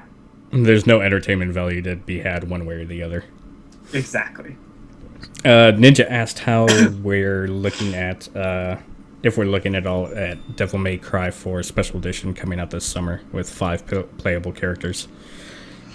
I'm not. No, because I really didn't like Nero. I wasn't a fan of Devil May Cry 4 at all. It felt like the weakest out of the entire franchise. And that's saying something because DMC, the reboot, was mechanically weaker than DMC 4, but it's a better. It was funner, though. Yeah, that's what I mean. Mechanically weaker, but a better experience. Yeah, well, okay, so it was like, it wasn't very hard, but I thought that, you know, the whole, like, angel and devil weapons and having to, you know, constantly, like, because it constantly kept you, like, pacing was really well. Yes, done. that's, yes. Exactly. Whereas, like, I don't know, Devil May Cry 4 felt very plotting. Like I was walking through, you know, like, ankle-high mud. I don't know, that's the best way I can describe it. And then not only that, but I had to go through the whole game backwards again. Because it's way cheaper than just making it turned into a boss rush as well. Which I just like, had very little experience with most of them, so... Yeah, I didn't really care that I didn't like Nero, considering it's not like you play Devil May Cry for the story. But, I don't know, it wasn't paced very well. And if it's Devil May Cry and it doesn't have good pacing, then there's no point. Because the whole thing's, like, Devil May Cry is supposed to play like a heavy metal album, right? So that is a fucking excellent way to describe those games. So, exactly. So if, like, there was, like, you know, 5 minutes of downtime between each heavy metal song, you fucking wouldn't listen to the album, right? Like, yeah, I guess that's true. So yeah, Devil May Cry is supposed to play like a heavy metal album. 4 does not do that. No. It's like something slightly more experimental than Radiohead. My boy Sci-Fi asked a question, which I've been staring at, and I don't think I specifically have an answer. And that, what was a game you guys initially hated at first, but then fell in love with later on? Like, if I hate a game, that's it for that game. I'll burn it, and I will snort the ashes, and I'll never look at it again. When I look through my Steam log, I'm sure I have an answer to this. It feels like a question I have an answer to. I can't bring one from memory. Okay, I have one. And this may come as a surprise, too. This is stuff. No, it's Metro 2033. For those of you that are really, really old faces to me, like 4+ years ago on my YouTube channel, I did a partial playthrough of Metro 2033. And there's only 5 episodes of it. And the reason why there's only 5 episodes is not because I ran out of time, it's because the game just stopped interesting me at all. Like, I had no interest in it at that point. And I had only played like 2 hours. All right. Now, then I picked up Stalker. All right. I played Stalker. I found out that the people that made Stalker, a lot of them went on to do 4A Games, which is the company that did Metro 2033. So by then, though, I had Last Light had come out, so I was like, I'm gonna play Metro Last Light. And when I played Metro Last Light, I got an entirely different experience about what that franchise is like and what you're supposed to do with it because of my mentality towards Stalker. Because when I was playing 2033, I was treating it like I treated Fallout, where, you know, it's like, you know, super gung-ho, don't give a shit, just run around, kill everything, talk to pointless NPCs. And it wasn't that way. It's a much more slow action-oriented game. You're supposed to immerse yourself. You're supposed to get really deep into the story, kind of experience every little tidbit of information around you, the little corners that you can explore into, the way the enemies move, the way people react to certain things going on in the environment, the resource system, the lack of UI. And that's when I really found a love for Metro 2033, was when I experienced it again in a different mentality. Yeah. I mean, and it's also like to be said that the Russian take on the post-apocalypse is very different than like the American take. I mean, like even in like Russian books, like there's a lot of like mysticism involved in their apocalypse scenarios. And I mean, like that's because like Stalker is based on a book called Roadside Picnic, and like the anomalies are never explained, like because the anomalies are almost mystical in what they are. And I mean, it's the same thing in Stalker, right? Like it's a very fantasy orientated, whereas like the Western or even more specifically American take on the post-apocalypse is very much more like dingy, like science-based. Even in Fallout, which is very exaggerated and like an alternate timeline, like there's no like mysticism, right? Like it's like robots, and if you know they have some sort of power, it's because they have like a robotic arm, and it's like they didn't add magic to it, and it's just a different aesthetic. And if you're not expecting that, like I initially wasn't when I first played Metro 2033, then it's really weird. Yeah, like yeah. Because you just don't really know what's going on. I fucking ended up loving that game, and I loved the world. Yeah, but it took a second to get used to. Like, I figured out what game that was for me that I initially hated, and that was Deus Ex. I initially hated Deus Ex, and then I fell in love with it the second time I decided to play it. I started the first playing one or Human Revolution? Oh, okay. Yeah, the first one was like, I started playing it, and the mechanics are like fucking terrible, early CRPG, like unintuitive. You know what I mean? Like it just doesn't play very well. Yeah, it's an older game. Yeah, I know exactly, and like it just I mean, we've evolved so much more. Like we figured out shit way better now. Yeah. So when I first started playing it, I was like, well, I didn't even get off the island. If anybody's played Deus Ex, you start out on like the Statue of Liberty Island, and like that's like your first mission. But my second time playing through, I expected it to be very like the controls to have not aged well, and I was able to actually appreciate that game. And it was like once, you know, I was used to like the weird shooting mechanics and, you know, just generally weird old mechanics that we don't use anymore. And it was actually excellent to go back, like once I knew what I was expecting, because I had played Human Revolution and I was expecting the same thing. Yeah, I played Human Revolution, and my opinion actually stuck with everyone else's on that game, which is everything is great except for the bosses. Yeah, that's my opinion too. Especially because, you know, like I was pretty stealthy throughout the entire game. Oh, I was the exact opposite. I killed everyone. Oh, I killed everyone. I just killed them stealthily. Yeah, but you get bonuses for that. If you just go in guns a-blazing, you're just fucked. But it's one of those things, like, you don't focus on your power weapons when, you know, you're trying to headshot everyone with a pistol and a silencer. So it was like every boss battle was this huge goddamn ordeal. Yeah.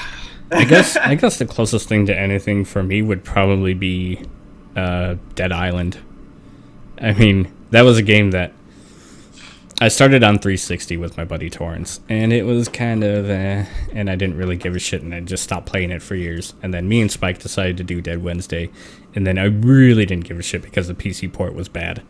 But I instantly fell in love with it as soon as the home run bat came into a thing. Like, that's a game that I hated, and it became very clear what it was as soon as that home run bat came in, and everything was just ridiculously dumb. Like one-shotting Yeah. the final boss was hilarious. Yeah, I could actually agree with that too. I was really not. I mean, you could even the videos are still up. Like the last couple casts of Dead Island are still on my Twitch channel, my past broadcasts. If you go check those out and you just kind of like skim through them, you'll see what we're talking about, because towards like it visually happened for me. I was like, okay, I'm done with this. I'm really not having fun with this.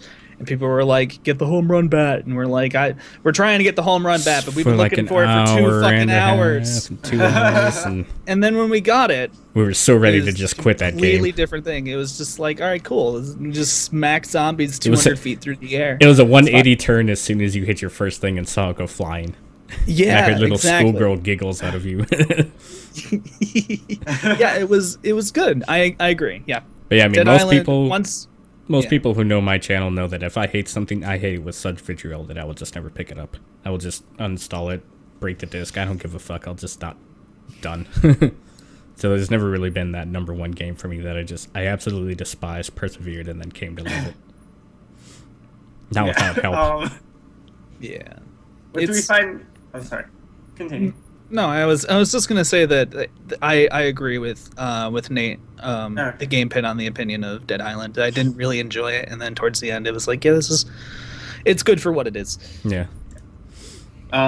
What do we find more important? Game story, mechanics, or world style? I think mechanics are most important. I think mechanics.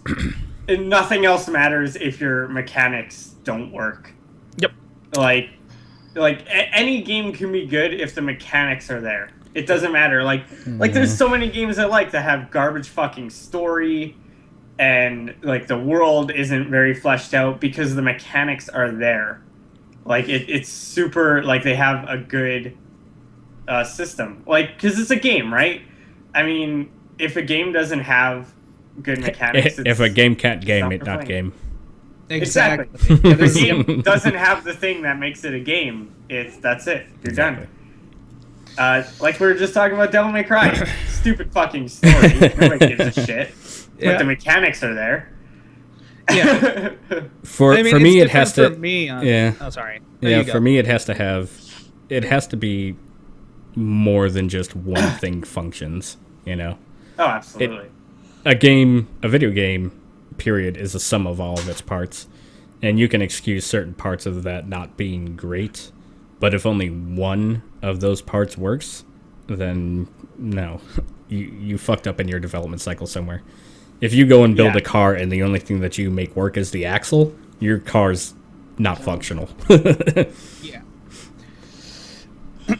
It's very similar for me, except it's I purely prioritize mechanics, but I will excuse certain games as long as their story and their environment is well done.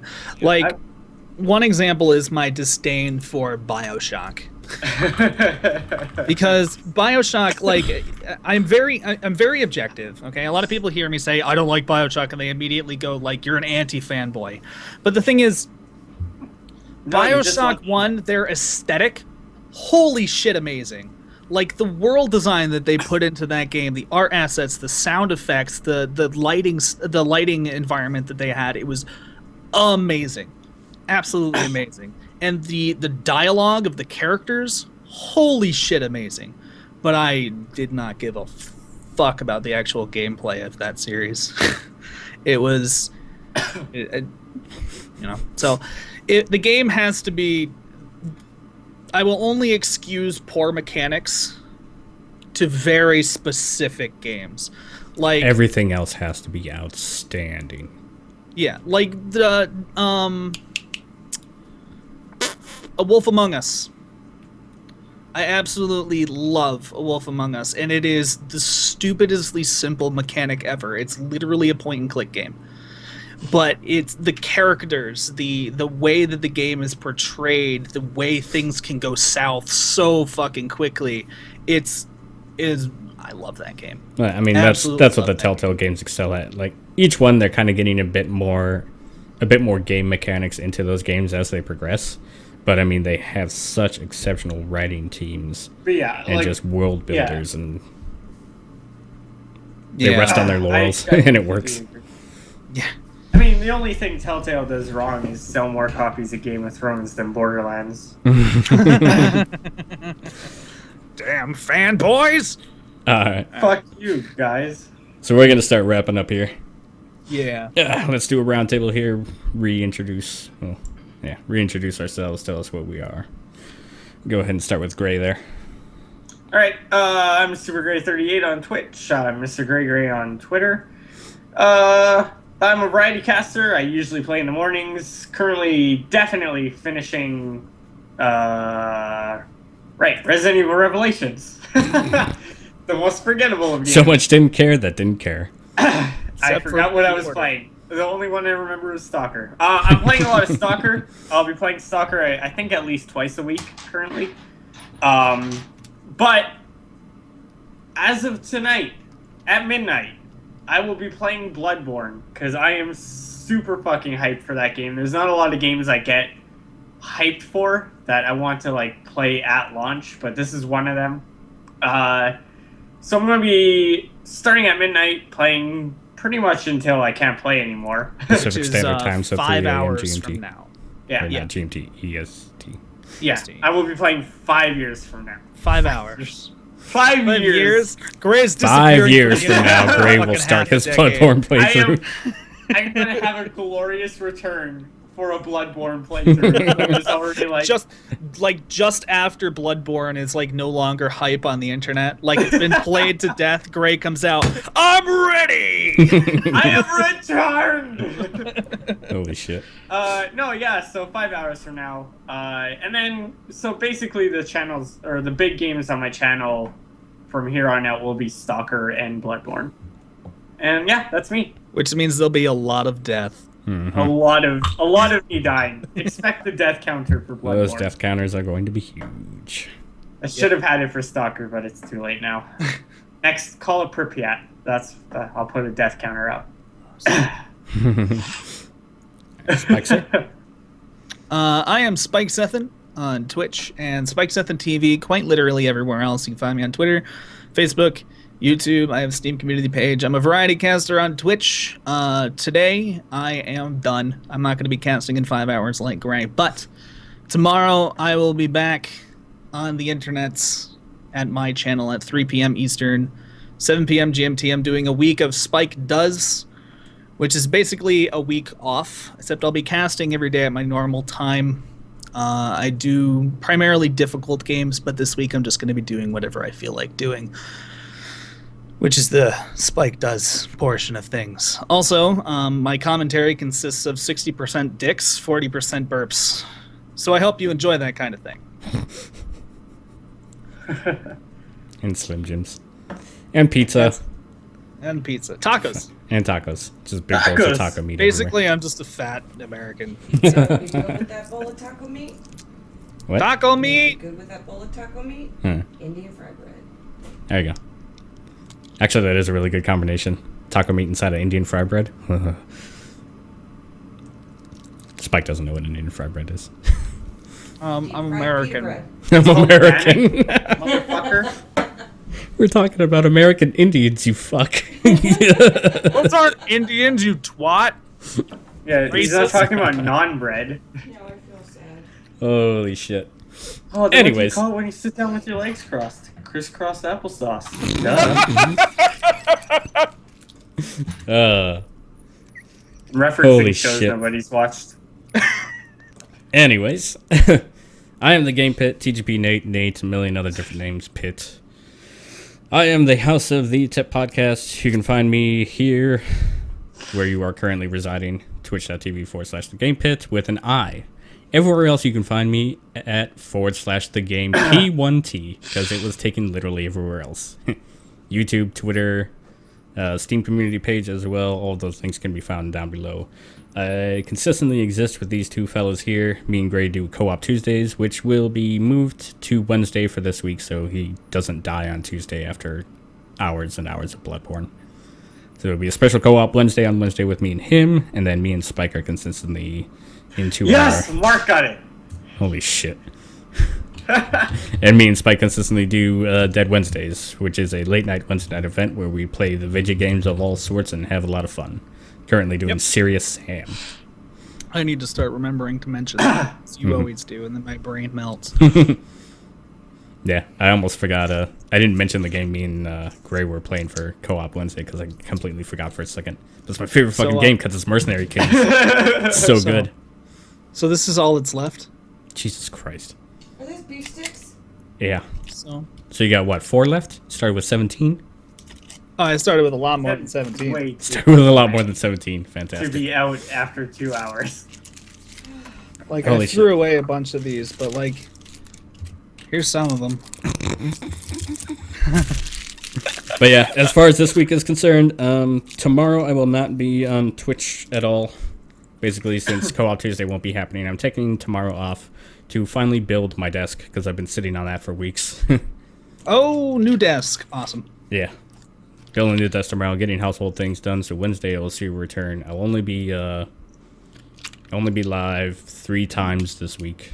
So Wednesday, Thursday, Friday, and then it'll be Saturday, Sunday off. And then next week will be potentially some vacation time because the wife is taking vacation and I have a friend coming to Arizona, so probably won't be spending much time in the house, period. But yeah, so that's us. This was the Tip Podcast, week number 6.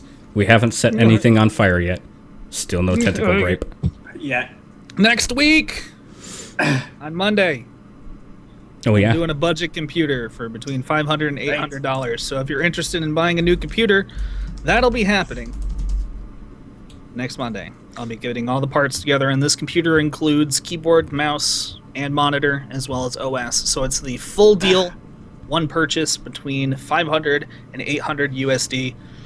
I'll also supply links for Canadian viewers because I'm able to do that with North American works and such, but I'm not very good at pricing in other countries, but I can suggest parts, and you can kind of hunt around for those because they shouldn't be too different unless you're in like Sweden, because apparently they charge like $100 more for everything. Awesome. Socialist scum. But yeah, that's the only difference involving me next Monday. And with that, I bid you adieu with a surplus of penises, because I have shoved a lot of fucking meat in my mouth. Holy shit. I'm gonna shit a log of Slim Jims.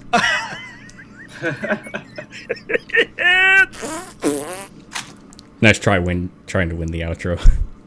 All right, that was week 6 for us, everybody. Thank you all for coming out for the Tip Podcast. Love all your faces. VODs will be up tomorrow on the YouTube channel, plus the past broadcasts here for at least a week on the Twitch channel. Oh, you need to give me episode 5 and 6.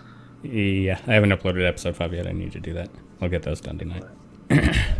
I'll get episode 5 done tonight. You didn't? No, you did. Put 5.